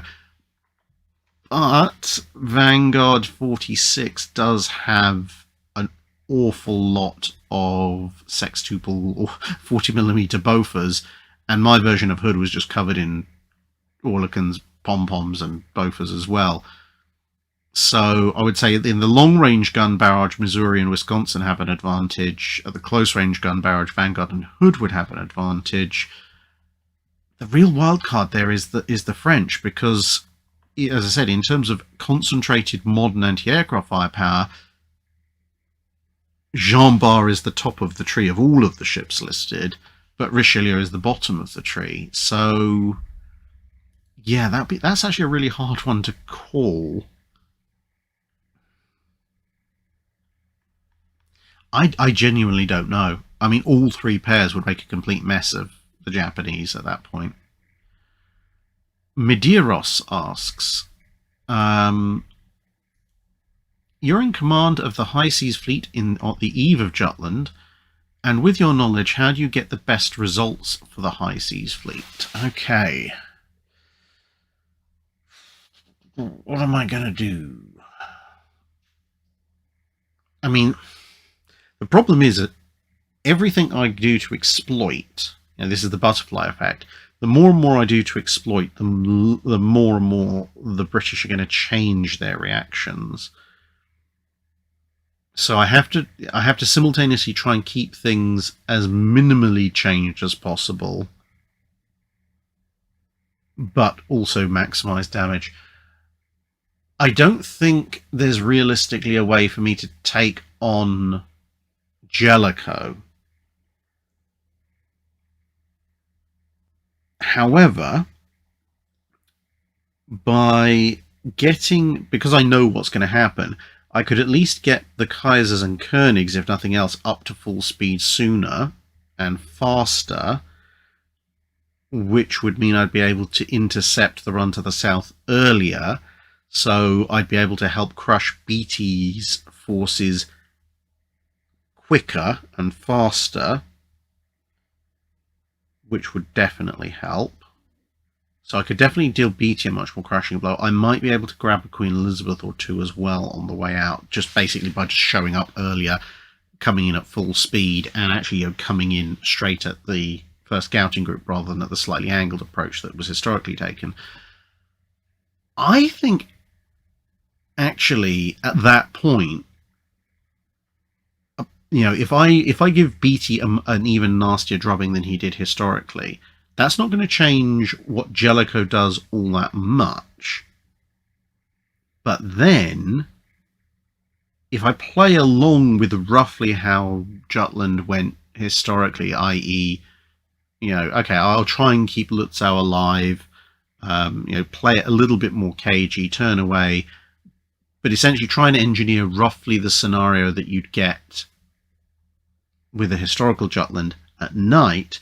Now, as the High Seas Fleet, I'm the one with the night training. I'm crossing the back of Jellicoe's line, but what I would be doing in the early portion of the night would be making sure that my key ships, my heavy ships, are keeping their formation a lot closer. I'd slow my destroyers down earlier so that they could clear their gratings in the early part of the night.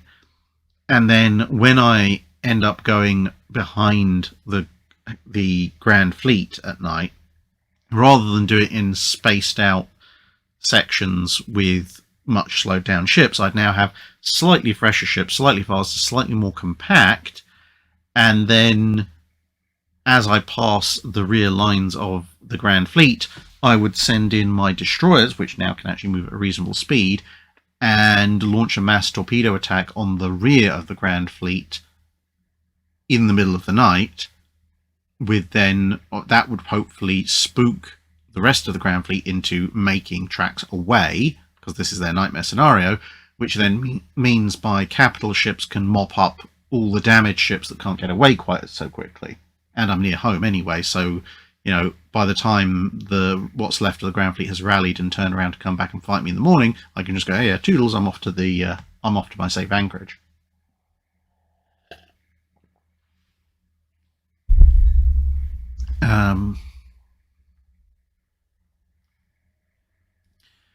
Galdar Ioni asks, what would cutting off a screw at full power do to a World War II battleship in terms of drive shaft and engine damage from overspeed, etc.?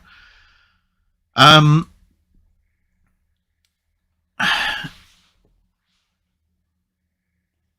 mean, it would do a fair bit of damage, but at the same time, there are actually safeties in place in the event of an overspeed run and so forth. I think the most damage that could be done would be in the manner of cutting off the screw, because if the screw just falls off, which did actually happen to one or two warships, that just means you have an overspeed situation which can be relatively quickly be brought under control. Whereas if the screw detaches in stages, so for a little bit it's being flailed wildly around as an off-kilter thing, that's probably where you could get the most damage, because then you're going to get a mini effect of essentially what happened with Prince of Wales. Not quite as bad, but still quite nasty.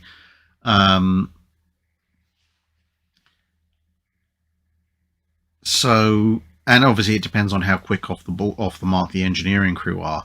So you could have some engine damage, but most of the safety procedures and systems will probably prevent too much overspeed damage. But if the screw's detaching in stages and briefly doing a whirling mace head impression, it's probably going to completely wreck the drive shaft and mean that's a long dockyard job to get that thing working again. And of course, if the screw gets thrown off in the wrong direction, it could get thrown off into other propeller shafts or into the hull and cause all sorts of fun shenanigans, potentially even setting off a cascade reaction. Trek 001, could a boarding action have taken Bismarck? No. Not unless Bismarck's crew willingly went along with it to a certain extent. Because essentially, to board Bismarck, you would have to cripple her speed of advance and her guns to the point that she couldn't meaningfully resist another battleship or a heavy cruiser pulling right up to her. And the amount of damage you would have to do to Bismarck's upper works in order to actually cause that to happen would be such that you'd pretty much do what historically happened to Bismarck and turn her upper works into a raging hellscape of fire and death, at which point, where would you board safely? Bismarck's probably in the process of sinking, and if the crew just decide, well, you know what, we're taking you with us, even if they don't have any functional guns, they can just lock all the hatches and you're not going to be able to get through them in time to do anything much. A boarding action could have taken Bismarck if you go by some of the accounts of the battle, sort of halfway through when some of Bismarck's crew possibly were trying to surrender. If that was an action that was approved by the senior surviving officers and that was then accepted by the British, then a boarding action could theoretically have taken Bismarck at that stage, but it would be an unopposed boarding action with the cooperation of the crew because the ship has surrendered, rather than an active hostile takeover scenario, which I don't think is going to work. AC Wildcard asks, how prevalent were ships' newsletters and newspapers in the 1800s through to 1945? What kind of rules might have governed them, say on a per country's navy basis, etc.? I collect Oklahoma's Powell monthly newsletters. So newsletters and newspapers aboard ships became more common as time went on, because obviously one, the literacy of the crew improved, and the availability and ease of use of printers of some description, and obviously paper to print them on, etc., plus space on the ship to install them, all of that went up quite a bit. So in 1805, prior to the Battle of Trafalgar, there's not the space or the power available, or power of any sort really, to run a printing press on a ship of the line. You could do a manual one, but to be honest, a ship of the line is small enough and the crew are close packed enough. If you want to give them some daily news, you can just get a couple of midshipmen to relay what you're shouting from the upper deck, or just assemble most of the crew on the upper deck, yell at them for a bit, and they can distribute it to whoever wasn't around to hear. You really have to move into the age of iron and then the age of steel, with steam power and so forth, to start seeing, deployments which could merit it, communications which will allow for fresh news to arrive aboard the ship, and then you've got the power and the space to theoretically start installing printers and so forth. And obviously, as you go through to the latter part, the very late 1800s into the 1900s, it starts to get more and more common. The rules that govern them it basically came down to what is the captain prepared to allow, and that's not just in terms of the content, but also in terms of, is he willing to have printers and stacks of paper aboard the ship, and is he willing for people to take time off of their other duties to keep this thing going. For morale purposes, it's a good idea, so most captains would be willing, but rules and regulations vary per navy and per ship. Some captains might be happy, for example, with a one-page newsletter once a week. Others might be happy with a 6 to 8 page newspaper once a week. Others might be happy for a newsletter to go out every day or two.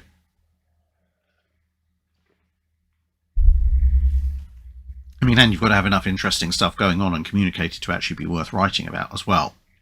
Because, ship's rat number 64 seen scurrying down the left-hand side of the mess instead of the right-hand side of the mess might be really interesting for the people in that mess, but probably not hugely interesting for the rest of the people on the ship. Animal 16365 very generously asks, in the video on the wrecks about Karga and Yorktown, John Parshall mentioned Karga's armoured deck was intact. Yes, he did. Could it be possible that during the detonation of the bombs and torpedoes, the shockwave bounced off the armoured deck, causing the obliteration of everything above it? A qualified yes to that. So the shockwave of a major explosion on a carrier bouncing off an armour plate is a known thing. It happened aboard Franklin, for example. The reflection of the explosion is off of the armour deck that was on the hangar deck level is probably, well, almost certainly what cost the lives of quite a lot of people in what's essentially the suspended rooms, things like pilots' briefing rooms and stuff that are above the hangar deck level.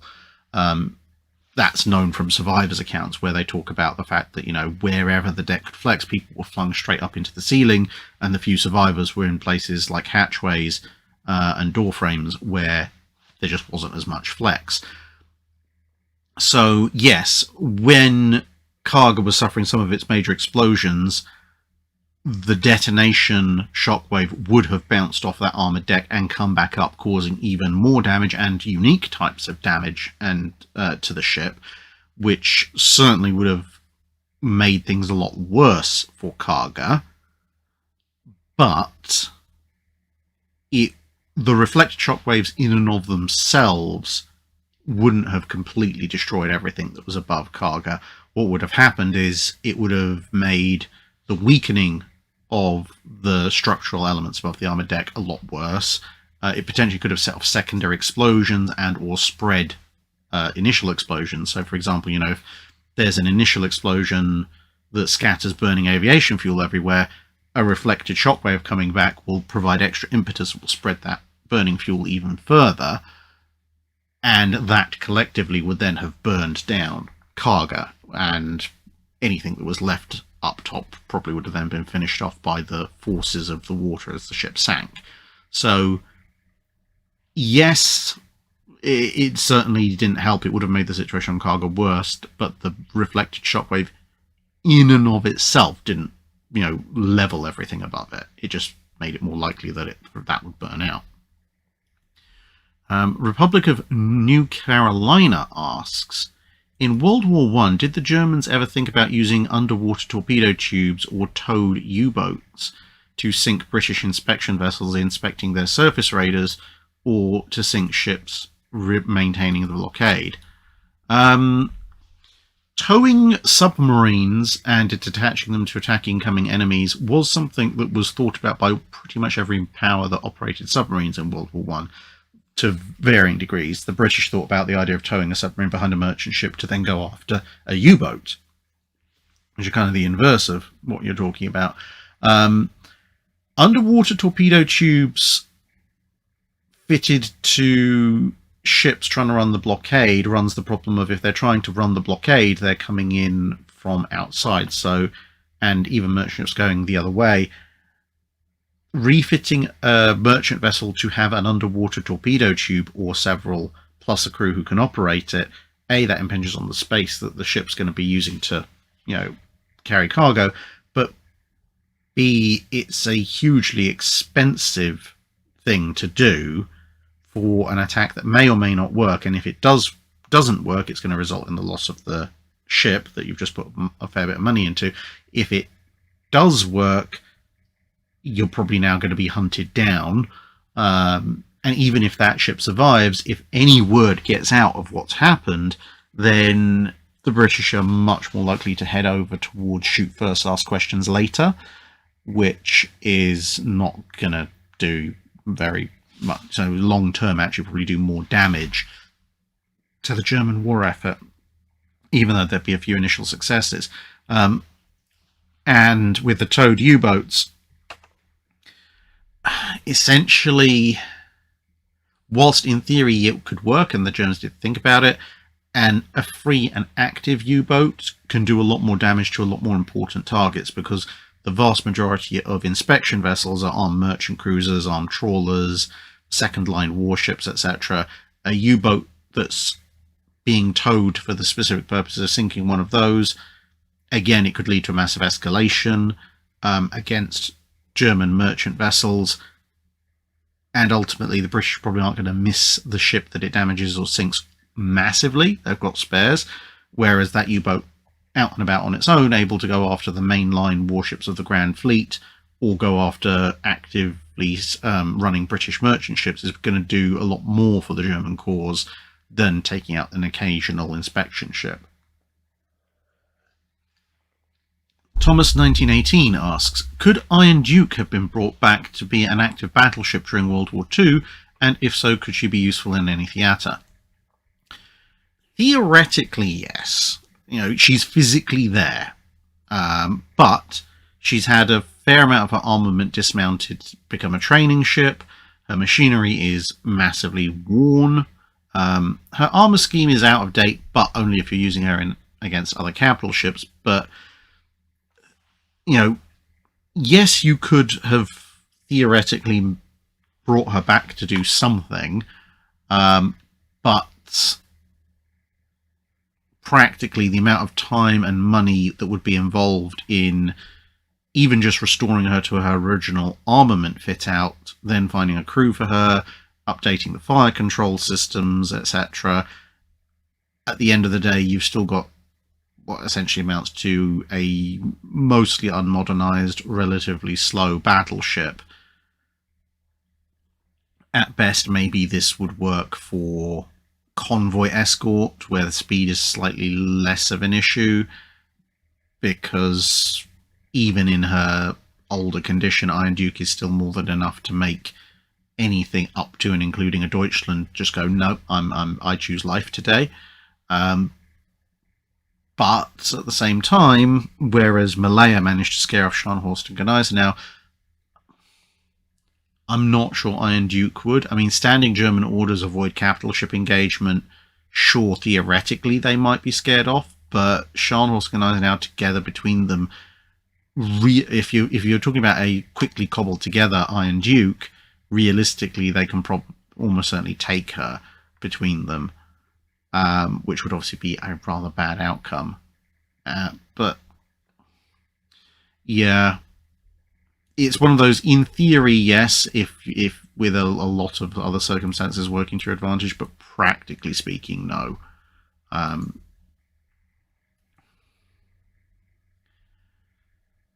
Then we've got Sean again. We're talking about the nuclear carrier. Oh, it's the actual carrier coming back with the manuals. Okay, so nuclear carrier traveling back in time with all its operational manuals.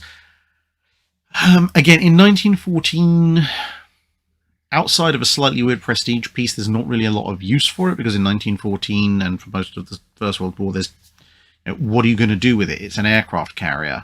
It might make a decent decoy, but yeah, you can operate aircraft off of it.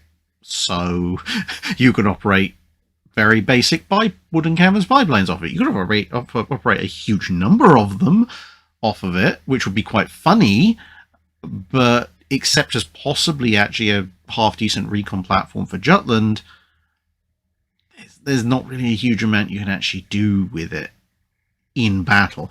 Although, I suspect some of the raids on the German airship, Zeppelin hangars, etc., were going to become a lot more interesting, considering you probably put a good portion of the entire Royal Naval Air Service on one and send it scuttling around off the German coast. In 1941, on the other hand, that's a completely different matter, because assuming you've got all the manuals, there's probably enough information there to at least keep it vaguely running for a while, at which point you have, well, what they are today, and basically unlimited range, extremely high speed carrier with the ability to operate any arbitrary amount of aircraft realistically that you could want to off of them. I mean, again, because of air traffic control issues, you're probably not going to operate much more than 100, 120 aircraft, but with something the size of a Nimitz or a Ford, you can probably comfortably afford to start putting twin-engined aircraft on there. I'm not sure exactly how well the P-38 would take to being navalized, but the Doolittle raid just got a lot easier, for example. But of course, to be honest, whilst the idea of running around with an absolutely massive supercarrier in World War II would be highly hilarious, more than anything else at that stage, having the ship's systems, not necessarily the reactors themselves, but again things like the radar, maybe the phalanxes and things like that, and taking it apart for those purposes, or taking at least those systems apart, would actually be potentially more useful than just the hull itself.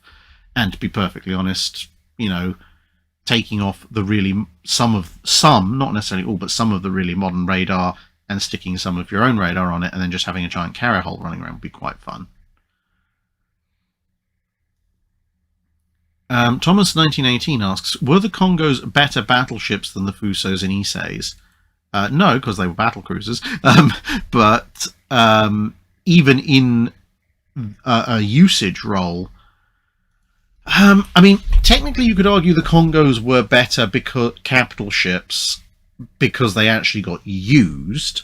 The fact that meant that a lot of them, that pretty much the class didn't survive, is neither here nor there. But that's a risk you take when you use a capital ship. If you don't use it, you don't get any benefit out of it. The Japanese at least got some benefit out of the use of the Congos, whereas the Fusos and Iseis really didn't contribute all that much to the Japanese war effort before they ended up being sunk towards the end of the war. So in terms of actual achievements, yes, but in terms of if you line the two up, line the four battleships, the Fusos and Iseis, up against the four Congos, the Congos can run away or they can die. They don't have the armor to resist the Fusos and Iseis guns, and the Fusos and Iseis can at least resist the Congos guns at some ranges. So yeah, in pure who would win in a straight up gunfight, no, the Congos are not better, but in every other role, especially in terms of actually got to do something, yes, the Congos are better. Fleet of Oceans asks, the age of the battleship was ended by missiles and aircraft. What about aerial battleships? Would aerial battleships, Leviathan style, be killed by the arrival of missiles and planes? I mean, if they can fly, they're probably going to last longer, because an aerial battleship operating in a 3D environment is going to need to be armoured in a three-dimensional manner. And without torpedoes, that means, no torpedo defense systems, but more armor plate. And an aerial battleship moving in a 3D environment is a much harder target to hit with a missile. So, I mean, a big missile could still kill an aerial battleship, but their ability to defend themselves, to see the target coming because they have a higher vantage point, etc., and the fact that aircraft are now competing with what's essentially a very big, very heavily armed version of themselves. Again, torpedo bombers not really going to work in the air. Dive bombers might work to a certain degree, but again, 3D environment, a lot more maneuverability options available. I think aerial battleships wouldn't be killed by the arrival of missiles and planes. Eventually, long-range heavy guided missiles might spell the end of them, but they'd certainly last a lot longer. David Stotler asks, he says, I already know what your first answer is going to be, and if not, I'll assume hell has frozen over. Well, if you look outside the window at the moment, you might think it genuinely has. The UK is going through a bit of a cold snap. But anyway, it says you can pick only one to survive World War II and become a museum. Survive through to be a museum today. Yamato, Warspite, Enterprise, Hood, Vanguard, Tirpitz. Well, obviously, as you said, my first answer is going to be Warspite, but Warspite or Enterprise, that's an evil choice for any naval historian who covers World War II in any way, shape, or form, saying which one would you choose to be a museum ship and continue as a museum through to this day, Warspite or Enterprise CV6? Everything else is automatically dropping into a second. Yamato's nice, great. Okay, yeah, Hood is, an important, rather fantastic looking ship. Vanguard's a nice looking ship. Tirpitz is a ship. But none of them compare to preserving Warspite or Enterprise. At which point, I mean, the both ships are so legendary.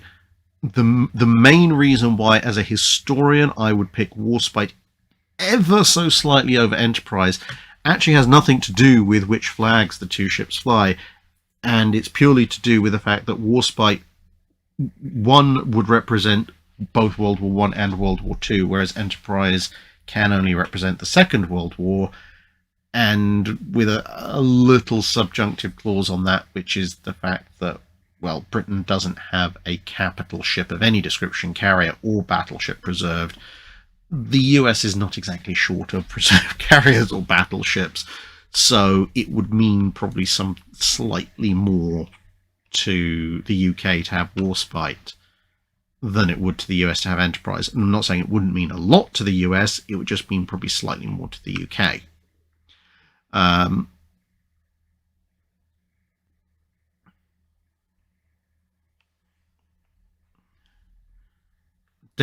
So that's that one. Nosdormu89, I'm closing in on the super chats now. Nosdormu89, you've been appointed as the liaison officer between the Kriegsmarine and the Luftwaffe. Oh boy, what did I do to deserve that? Der Führer has ordered Graf Zeppelin completed. How do you make this happen?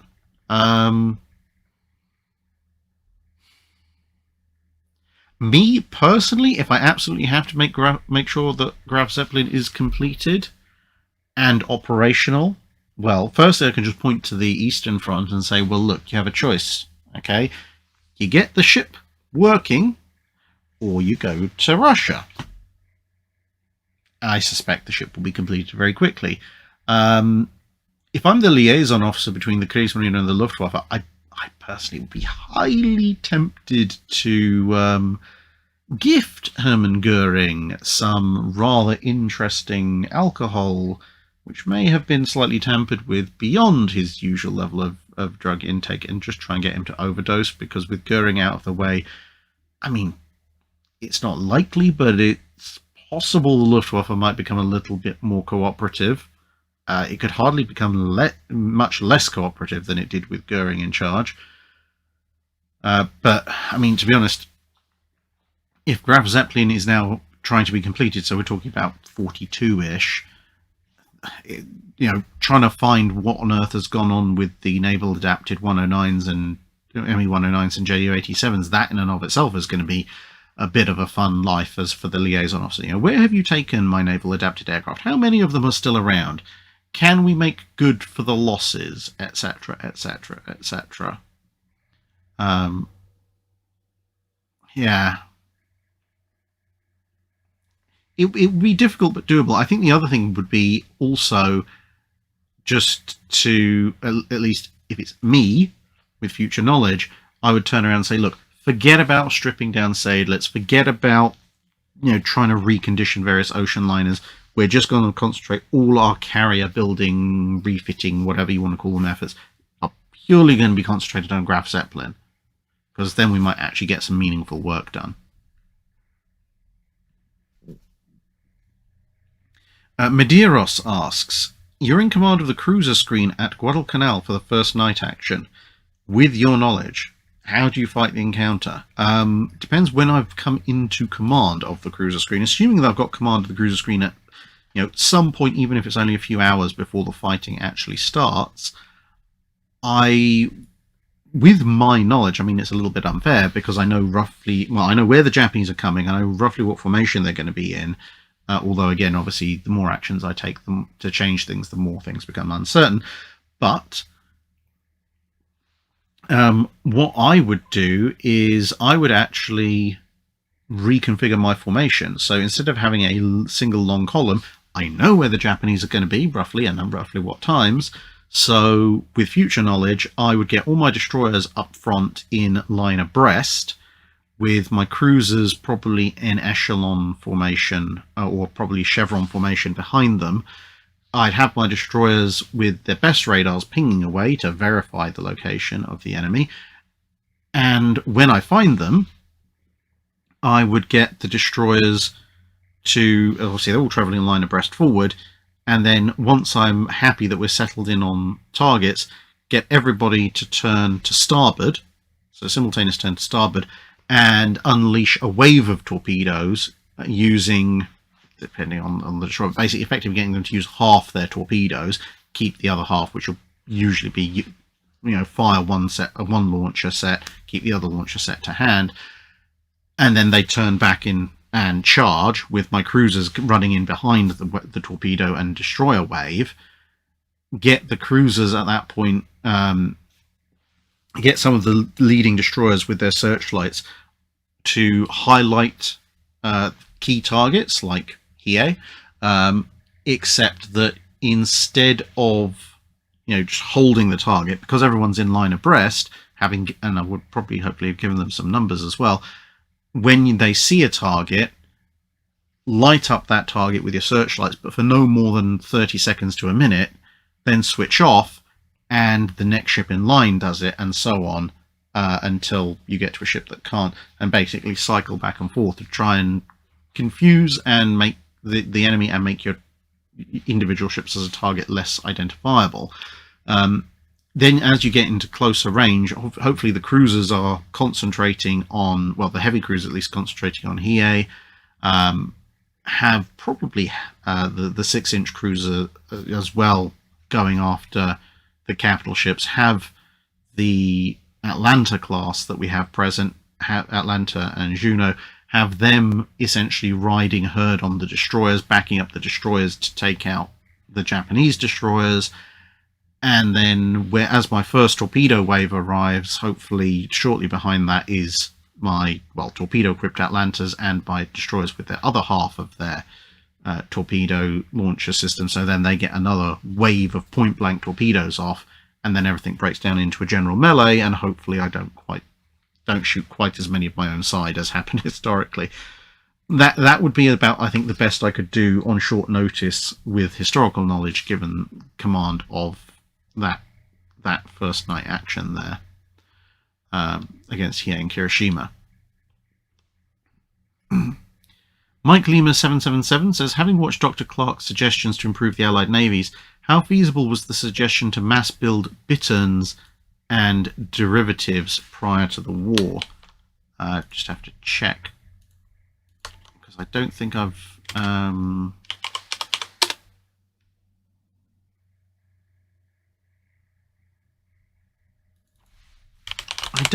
seen that particular video just yet.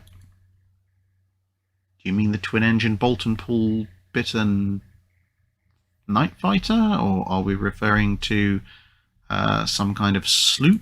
Can somebody let me know in the chat, and then Fleet, if you could stick that in Discord so I know what's going on.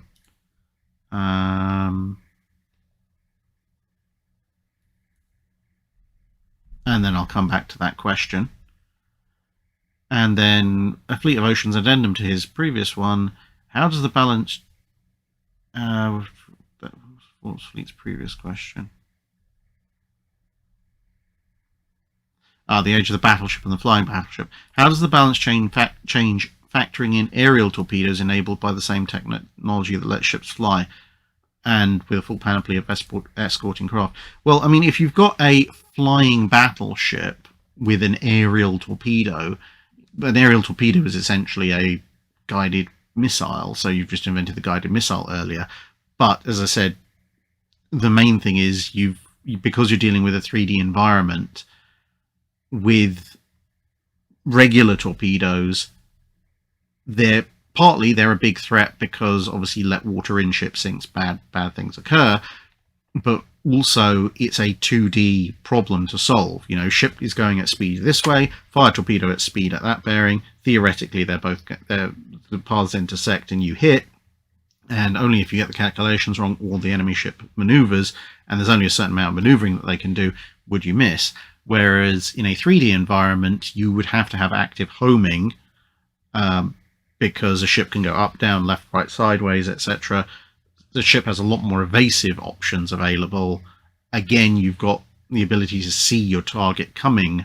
You don't have the concealing cover of the sea to conceal a torpedo approach or a sub approach. I suppose you've got the clouds, but the cloud cover works both ways. And the other thing, of course, is that if you hit an aerial battleship with a torpedo, on the face of it, you've blown a hole in the ship. Great, fantastic. But unless you've actively crippled some form of its propulsion system that's keeping it up in the sky, that's just an unfortunate incident. And of course, without the incompressibility of water around you, and the fact that the torpedo probably doesn't have a armor-piercing head, and the ship's probably covered in a lot more armor, the torpedo's probably going to have dramatically less effect on the ship in the air than it would in the sea. So, yeah, aerial torpedoes probably not the big game changer that surface-based torpedoes would be. Budguy8829 asks, how much do things change if the Montana class replaces Oldendorf's battleships in 1944? Not hugely. Not a huge amount of changes. I mean, they'll all get to open fire because they'll all have, you know, the latest and greatest radar and long-range guns. So everybody gets to open fire, but the Japanese force in Surigao Strait is very dead. Well, anyway, assuming that's what we're talking about.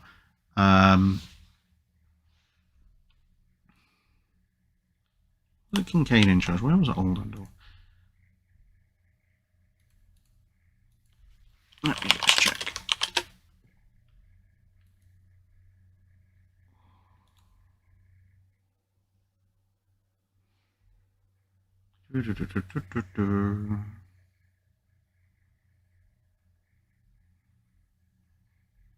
Yeah, it's Surigao Strait. So yeah, basically the Japanese force at Surigao Strait is even more dead than it was historically, and historically it was very dead.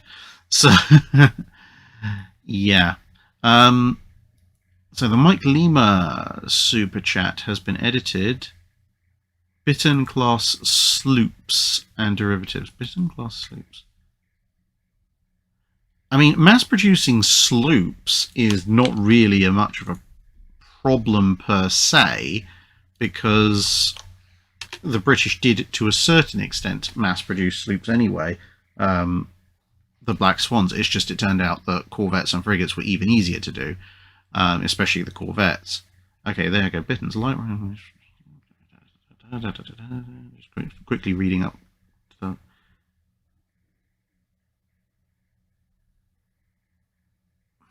1,100 tons. I mean, basically, the only real problem with mass-producing Bittern class pre-war, is with the stats that they are, given that obviously they are the basis of somewhat larger and heavier sloops, your main problem is just going to be finding the money. If you can find the money for it, then yeah, there's plenty of small shipyards that can churn them out. And in peacetime, you've got, I mean, okay, you're not going to be suborning all the merchant yards the way you did for the Flower class production line, but as long as the money is there, you can get a fair number of them out. I mean, you're not going to have the numbers of the Flowers, etc., because again, you've not got quite the same number of yards available. You've not got the pressures of wartime accelerating construction, and sloops are a bit more expensive and take a little bit longer to construct than the corvettes do because they're built to military spec.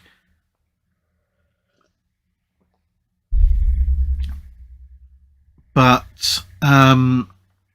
yeah, I think it basically just comes down to the will and the financing. The building capacity is pretty much there. And then Connor Kelly asks, what would have been different in either World War I or World War II if the Germans had captured Shetland, or the Shetland Islands? I'm sure the port of Lerwick and the airfields would have been a pain for the Royal Navy. What would have been different? To be perfectly honest, they wouldn't have held it for very long, realistically.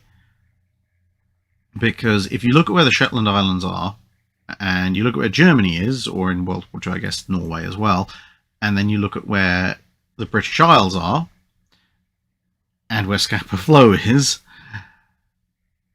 assuming that the Germans somehow pull off some, you know, magical offensive that captures the Shetland Islands, simply because having access to a safe port and airfields in the area would be an absolute pain for everybody involved in the British Empire. That's why the British would turn around and immediately launch a counter invasion, which they can support a lot easier and therefore is almost certainly going to succeed. So they would make for a rather interesting invasion of and recapture of the Shetlands, sort of like a miniature version of the Falklands in 1982, I guess. But I don't think the British would let them keep it for all that long, to be perfectly honest.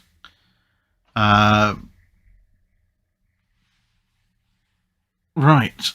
So I've caught up with the super chats. It's now, as some people have noted, 11:10. My poor old chicken pie, which I just had ready before the live stream was due to start, has gone dead cold, so I guess I'm going to have to be reheating that afterwards to have some dinner. Right, so I'm going to just pick up from where the chat stream is right now. Because, yeah, if I scroll back, I'm just going to be playing catch up for the rest of the time. I will probably wrap this up somewhere around 11:30, so 20 minutes or so, maybe half an hour. I'll try and see how far we can go, but I do have things to do tomorrow, and, well, yeah, past midnight, etc.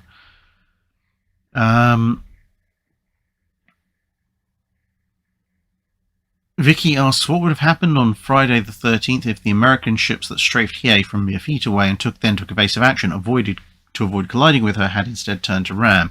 Hiei would have died a lot quicker with massive gaping hole in her side. I mean, it depends to a certain extent exactly how suicidal the destroyers are.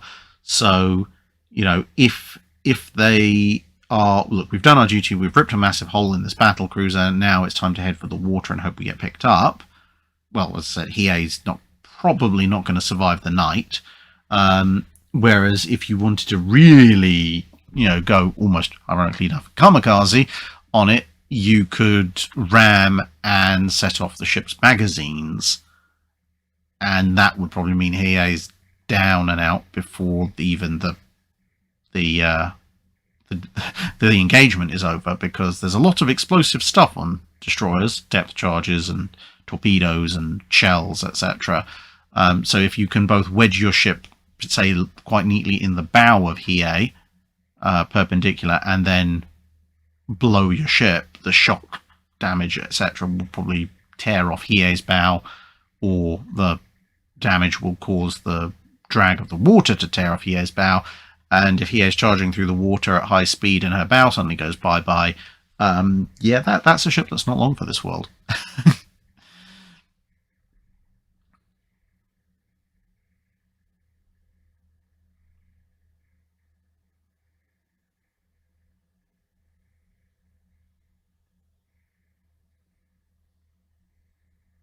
Ramal asks, in the Battle of Cape Engano, what if Halsey sent Task Force 34 way ahead of the airstrike to destroy Ozawa's fleet with their guns? Would they be able to destroy all the ships, including Issei and Hyuga? I don't know about all the ships, but considering that when Lee finally got the order to turn around, he was within 15 to 20 minutes of engaging, I think it was Issei and Hyuga, certainly some of the Ozawa's capital ships. If Halsey had let Lee's fast battleships off the leash and told them to go full speed ahead from the start, then yeah, they would have piled into and destroyed at least the leading edge of Ozawa's formation. Probably bagged themselves 4, 5, 6 kills. I think Ozawa's force is probably spread out a little bit too much, and obviously some of the carriers have a pretty impressive turn of speed. Some of them would have made it away from Lee's forces while they're chewing through the first lot, only to be caught by, obviously, American aircraft. But certainly Lee's battleships, Task Force 34, would have been able to claim a good chunk of Ozawa's force for their guns.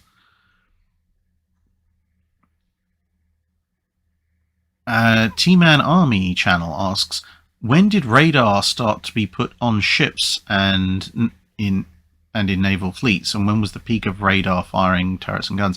So radar began to be deployed on British ships right at essentially at the beginning of World War II. There are some very experimental sets. Experimental US radar very shortly thereafter, as experimental German radar, you're essentially looking at 1938 to 40 for the very start of radar being deployed. But then it gradually develops because you've got, obviously, first radar detectors and radar countermeasures coming in, but also radar itself goes from air search to also having a surface search and then extending its range, also then moving into gunnery fire control for surface, and then finally anti-aircraft gunnery control as well. Obviously, as I say, the British, Americans, and Germans are the ones who have radar of some description on various of their ships for the majority of the war. The Italians almost entirely don't. They have a few experimental radar sets deployed right before they bow out of being direct belligerents in the war. And the Japanese are they're about a year or two behind everybody else, so they start to introduce experimental radar into some of their ships kind of within the first year or so of the Pacific campaign, and it's ramping up slowly, but their manufacturing base for radar is also somewhat smaller. So although some ships like Yamato actually have multiple radar sets by the end of their careers, they're not as capable as the contemporary sets on British and American ships. In terms of the peak of the combination of radar, turrets, and guns, you're probably actually looking at immediate post-war, because it's the post-war tests where you have sort of the finesse of late war and immediate post-war radar for range and fidelity, combined with the advanced fire control systems and remote power control for the turrets. That's when you get, US battleships doing figures of 8 and maintaining target locks, and Vanguard firing at over 20,000 yards against a Bismarck-sized target and nailing that target first time with the first salvo. That's kind of the peak period, and that's also when you get the early introduction of things like automatic 3-inch. So you're talking about the late 1940s, and then by the time you get into the 50s, missiles and stuff are starting to come in, and everything becomes a bit less interesting.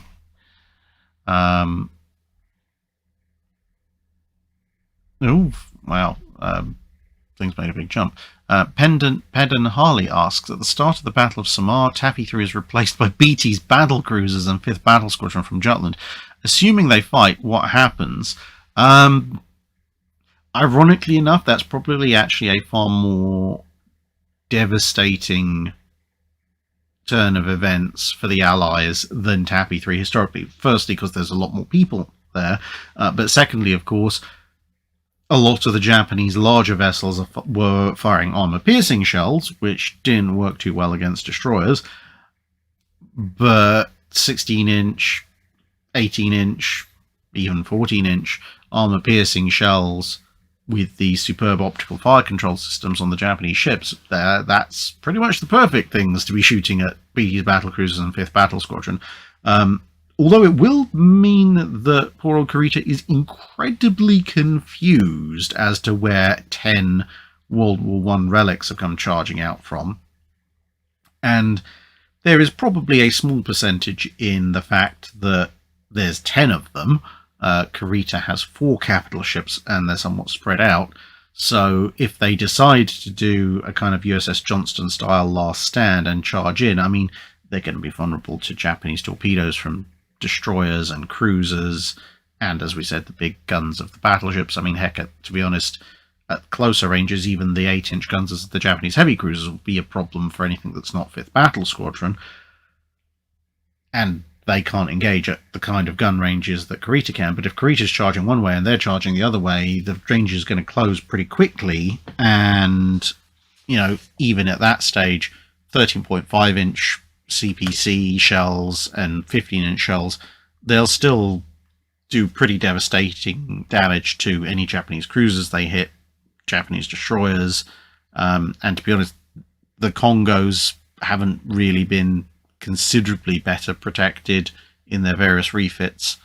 So, and a point-blank range, even Nagato, I mean, yeah, Yamato, between them, the Japanese, especially with the Yamato round, can probably pick most, if not all of them off over time in a sort of spherical cow situation. But whilst there will be some fairly devastating losses, they can probably also take a reasonable number of Japanese ships down with them, even if not necessarily Yamato. Why has my screen gone really dark? I don't approve.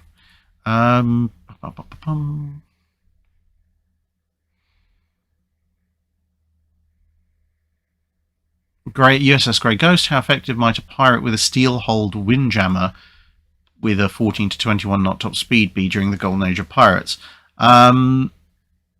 Pretty effective speed-wise. They can basically run down anything and escape from anything. The big thing is going to be with a steel-hulled windjammer. One, what's the effect of cutting a bunch of cannon ports in the side of the hull going to have? And B, is the internal deck structure strong enough to support said cannons, i.e. can you actually arm the thing? But assuming that you could arm it, you've basically got an uncatchable ship that also you can't run away from. Essentially a slightly more ferrous version of the Black Pearl from Pirates of the Caribbean.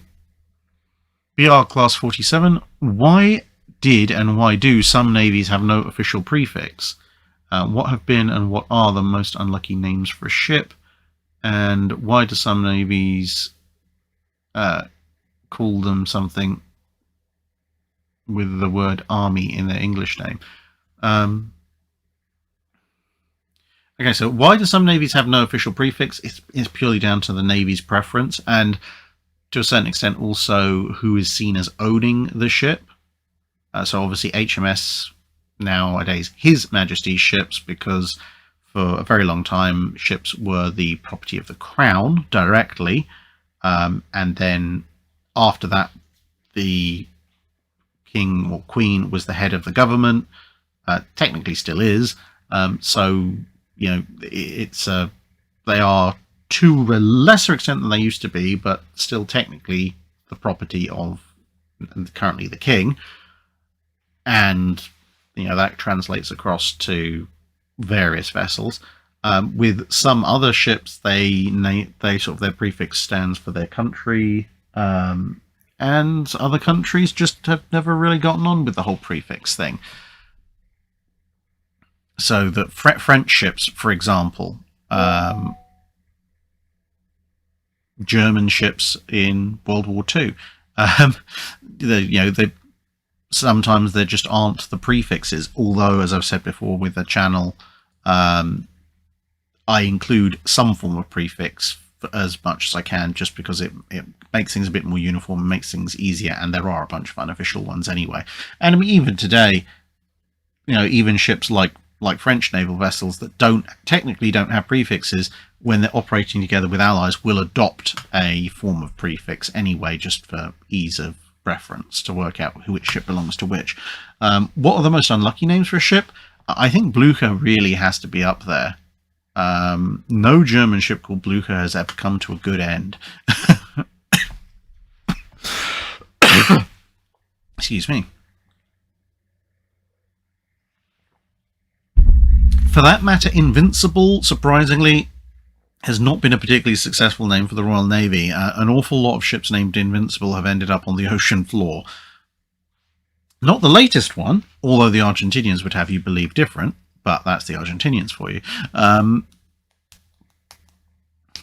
Yeah, and not even all of them, to be honest. Most Argentinians are pretty, at least most Argentinian naval enthusiasts that I've met are pretty on top of the fact that, yes, Invincible was not sunk in the Falkland Islands. It's just kind of the conspiracy theorist lunatics mostly.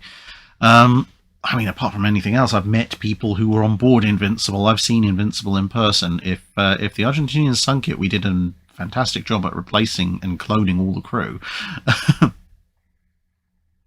And why do some navies include army, like I guess the People's Liberation Army Navy these days? It's more a reflection of the sense of national priority. You know, if a nation's primary military force is their army and the Navy's an adjunct adjacent to it, whatever, then army's probably going to end up in there. And sometimes you end up with really weird stuff happening, like when Britain was a republic. The brief period in the Commonwealth when there was no king, we had generals at sea instead of admirals. We went back to having admirals afterwards because that was the sensible thing to do, but you never know.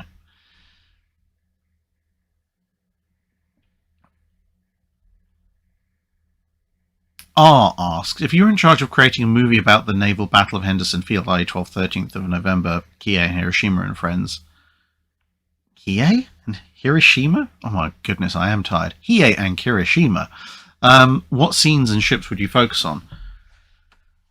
Whew, that would be a difficult one. I think it depends on what you're trying to depict about the battle. If you're trying to depict the Japanese side of things, I think you would probably want to, a kind of desperate charge leading to unexpected results and then ultimately the sad fate of the ship. You probably want to focus on Hiei.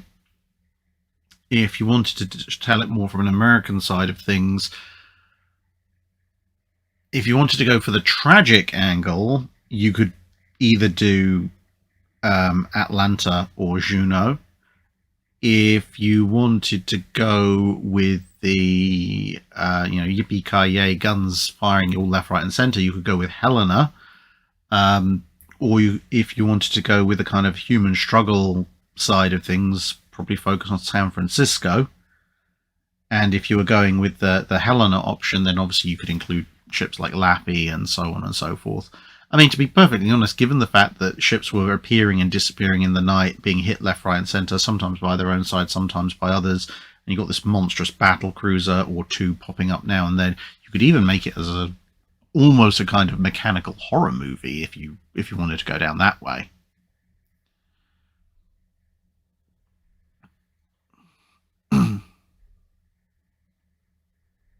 Nagato 2044, what kind of shenanigans would occur if Mutsu's 16-inch gun fired a shell outside the Yamato Museum? Well, I've actually done, in a previous Drydock, I've calculated where, in theory, that shell would land, assuming the intervening land masses and buildings didn't get in the way. But if you actually fired the gun, I mean, for one thing, it's not on any kind of mounting, so you'd fire the shell one way, the gun would go back in the other direction at a rate of knots, which would probably punch a hole in the wall that bounds the museum, which would probably not be brilliant. And of course, the shell would pretty rapidly hit a nearby building and explode. So, no particularly good shenanigans, I think.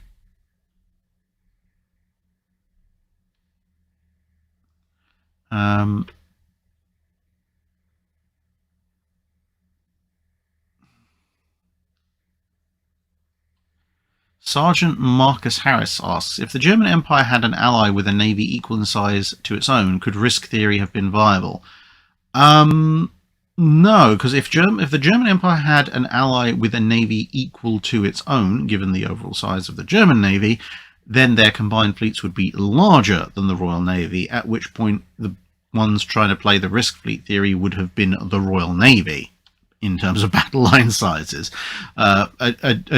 It's effectively a German empire with a clone of its navy has a collective battle line that is now the largest fleet in the world. Strix Aluko asks, why weren't incendiary shells used anymore in World War II? Would they have been useful for destroyers against cruisers or battleships? Incendiary shells in modern gun-based naval warfare have never really been a thing. You got heated shot and martin shell, etc. in the Age of Sail going into the early Ironclad period, but once you get much past that, you're just talking about high explosive shells at that point, and they are in use. But incendiary, as in, like, I don't know, thermite or white phosphorus or something like that, the main problem you've got is that certainly by World War II, setting fires with 4 or 5 inch guns, setting small fires on the outside of ships is probably really not going to do all that much, considering that if you're in range to do so, the battleships in range to fire back with considerably greater amounts of firepower than you'd necessarily want to use. And for the relatively small, I think relatively speaking, small payload that 4.5, 4.75 inch guns are going to be able to carry, you're actually probably better off with the explosive payload, because then at least you might break something like rangefinders and radar and people on the bridge and things, as opposed to just, oh, there's a small fire somewhere. I mean, even when there was that fire on the boat deck of HMS Hood shortly before she was destroyed, which was a hit by a considerably larger shell, the attitude of the commander on Hood was just to let it burn out, because a small external fire doesn't really pose much of a threat.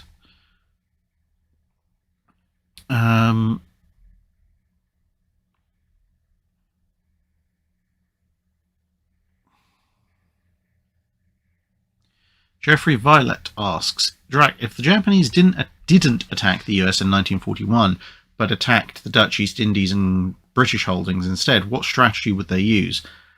I mean, probably pretty much the strategy that they used historically. They don't need to send the Kido Butai after either British holdings, because Britain's distracted by the war in Europe, or the Dutch holdings, because, well, the Dutch don't unfortunately have a large enough navy to be worth a full strength Kido Butai attack.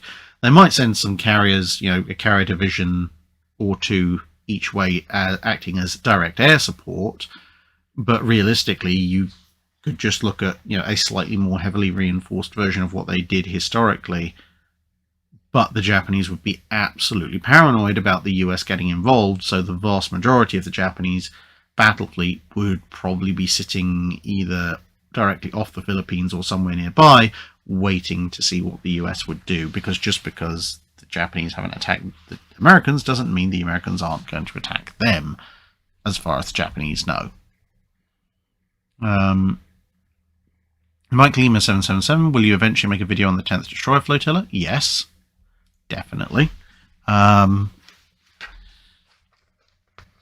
Duncan Taylor, thank you very much for your kind words. I'm just going to pour myself a bit more drink. I'm actually really impressed by the fact I've only devolved into coughing a handful of times.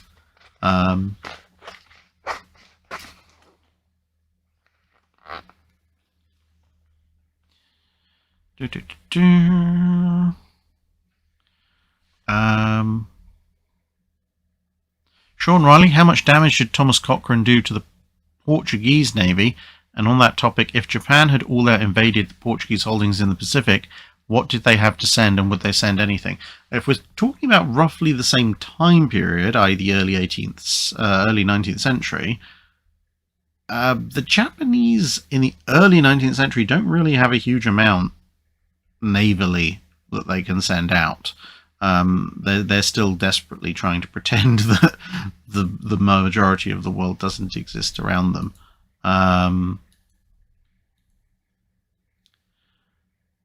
As far as how much damage did Thomas Cochrane do, well, I am in the middle of preparing a video on Thomas Cochrane. I don't know exactly when it'll be released, hopefully the first half of next year.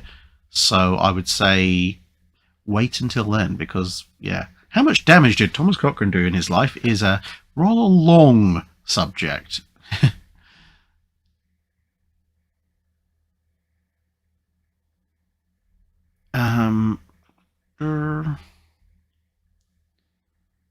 Stephen Richards says, was there any warship that could do 30 plus knots on coal-firing engines? Yeah, destroyers. Some destroyers and one or two cruisers.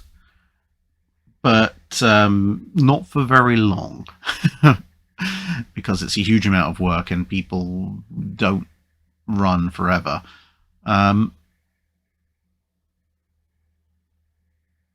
Right, it's just gone past 11:30, so I'm going to start wrapping things up. I've spotted a couple more super chat questions. BL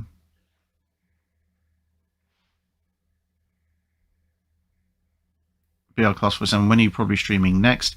I said ideally I want to try and do these every 2 or 3 weeks to catch up. So I'm not sure on the exact date, but at some point on the week of the 11th, maybe at the weekend, who knows.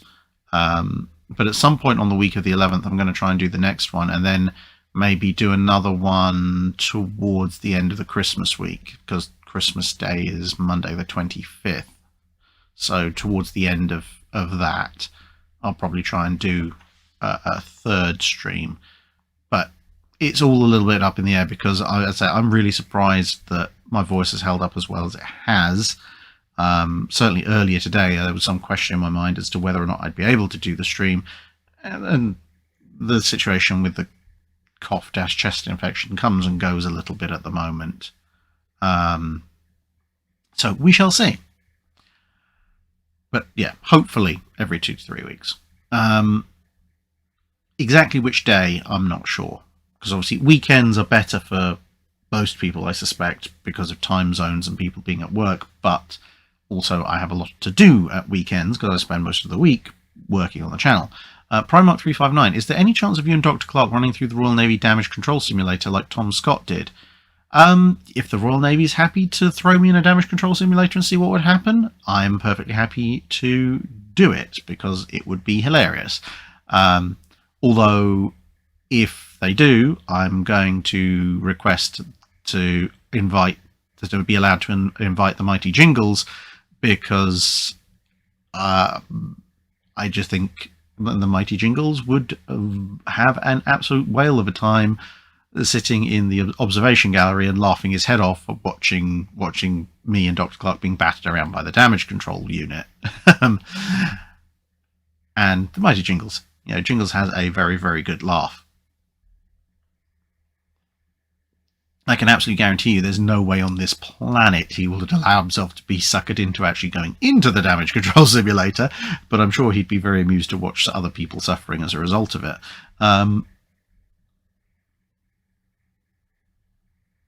Yeah.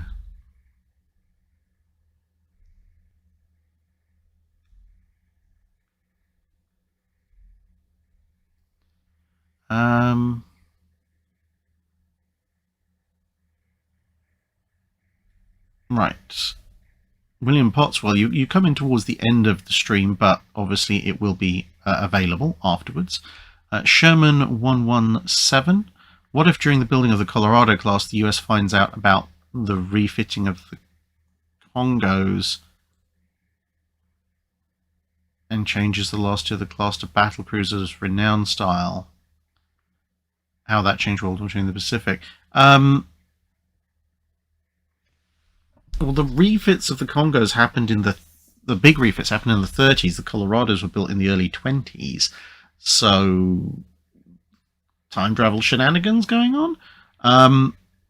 But I mean, under the more general point of what happens if the last two Colorados are switched to 6-gun battle cruisers, renowned style, well, then there'd only be one, because obviously the Colorado class Washington got scrapped, or alternatively you'd only have one Colorado battleship and 2 Colorado battle cruisers. How did it change the war in the Pacific? Well, I mean, it's an extra fast capital ship. The main question is, if the battle cruiser West Virginia is at Pearl Harbor, well, she's out of the war pretty much for most of it, thanks to the Pearl Harbor attacks anyway. So at best, you're going to have one Colorado battleship, Colorado battle cruiser, so let's say Maryland, running around.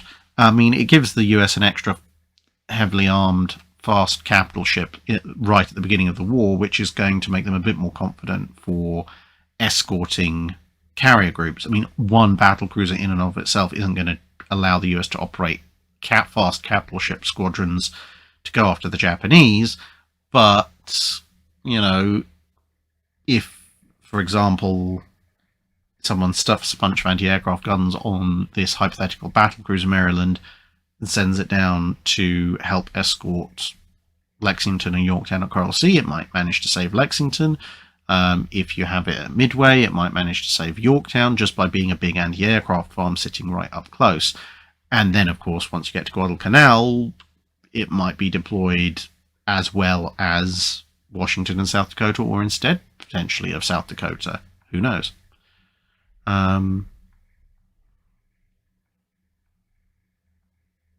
Primark359 says, is IJN unofficial? Yes. These days, IJN is kind of a semi-official. In some documents, it's used to describe Japanese ships in some books. But the weird thing is, okay, the reason I use IJN in my videos is because originally I used HIJMS, His Imperial Japanese Majesty's ship, which is actually far closer to how Japanese ships were described, at least in some sources, back in the day. But for some reason, there was this really weird little cult of people who ran around on not just my videos, but various other videos and articles, screaming about how by using HIJMS, I was somehow demeaning the Japanese Navy by implying that their ships belonged to the Royal Navy, presumably because the letters HMS were in there as well. And they screamed and stamped their feet loudly enough, even though it was a completely insane point. I just thought, you know what, stuff it, I'm just going to use IJN because it gets them to shut up, and then we can all have a nicer and happier life. And I mean, ultimately, whether you call it IJN or HIJMS doesn't make too much odds in the overall thing. I mean, it's the same way when you come to World War II German ships. It's like, do you use KMS or DKM? Both of them are used in literature. People understand what you mean, and everyone except for the rivet counters understands why you're doing it. You're not saying it's official, it's just an easy handle to work out this ship belongs to this thing, this particular navy at this particular time.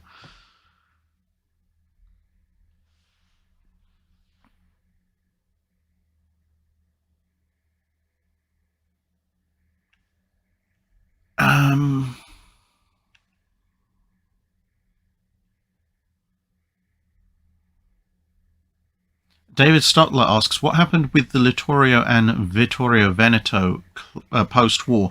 They were scrapped in fairly short order.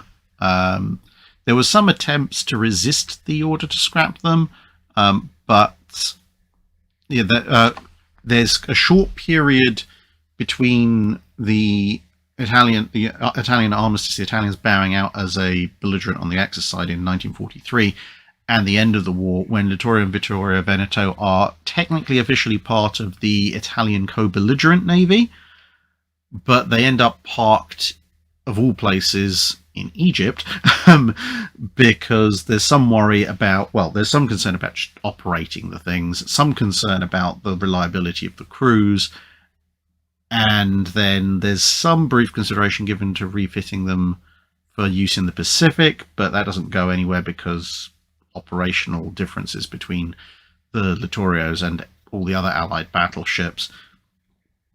And then in the post-war environment, as everything's divvied up, obviously Giulio Cesare goes off to the Russians, and the Littorios are ordered to be scrapped. Miles McCaskill telling me to go and eat. Galdar Iono says, just realised Fanta instead of Iron Brew. Yeah, well, Fanta today, as I say, because this particular flavour of Fanta, this is actually Lilt that Fanta bought and renamed, which I'm incredibly irritated by, because they didn't change the recipe or anything, they just put it in a fancier, weirder bottle and doubled the price. But the Lilt is a little bit nicer to my throat for talking, so hence why I'm doing that instead of the Iron Brew.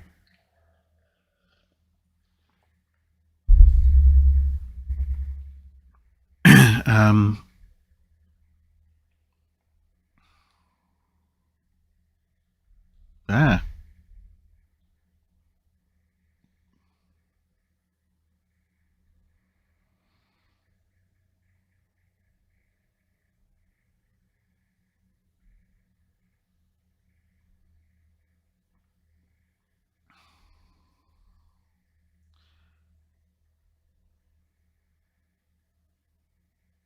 Right, so Nick, if you've asked a regular question and I haven't got round to answering it in this one, well, firstly, obviously, I apologise. There's only so many questions I can answer, but I would pop them into one of the more recent videos in the pin post for Q&A, and that means I'll obviously catch up with it. Or you can, if you look at whatever videos are listed as the source videos for questions in the most recently released regular Drydocks, and then look maybe a couple of months ahead of that, you could try sticking a question in there if you want to take a chance at it being answered sooner. But I would say probably just stick it on the latest 5-minute guide or something like that. So yeah, I think I'm probably going to wrap it up there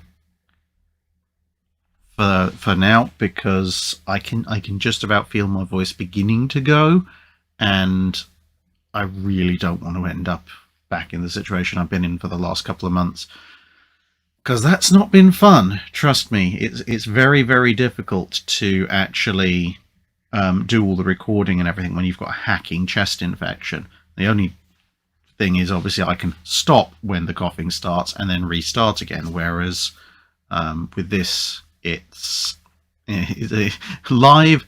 You cannot hide the health issues. But nonetheless, there we go.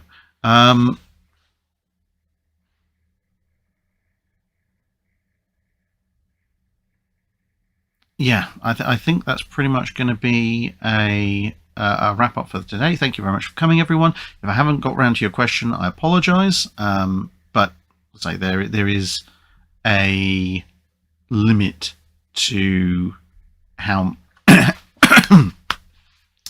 how many questions I can answer.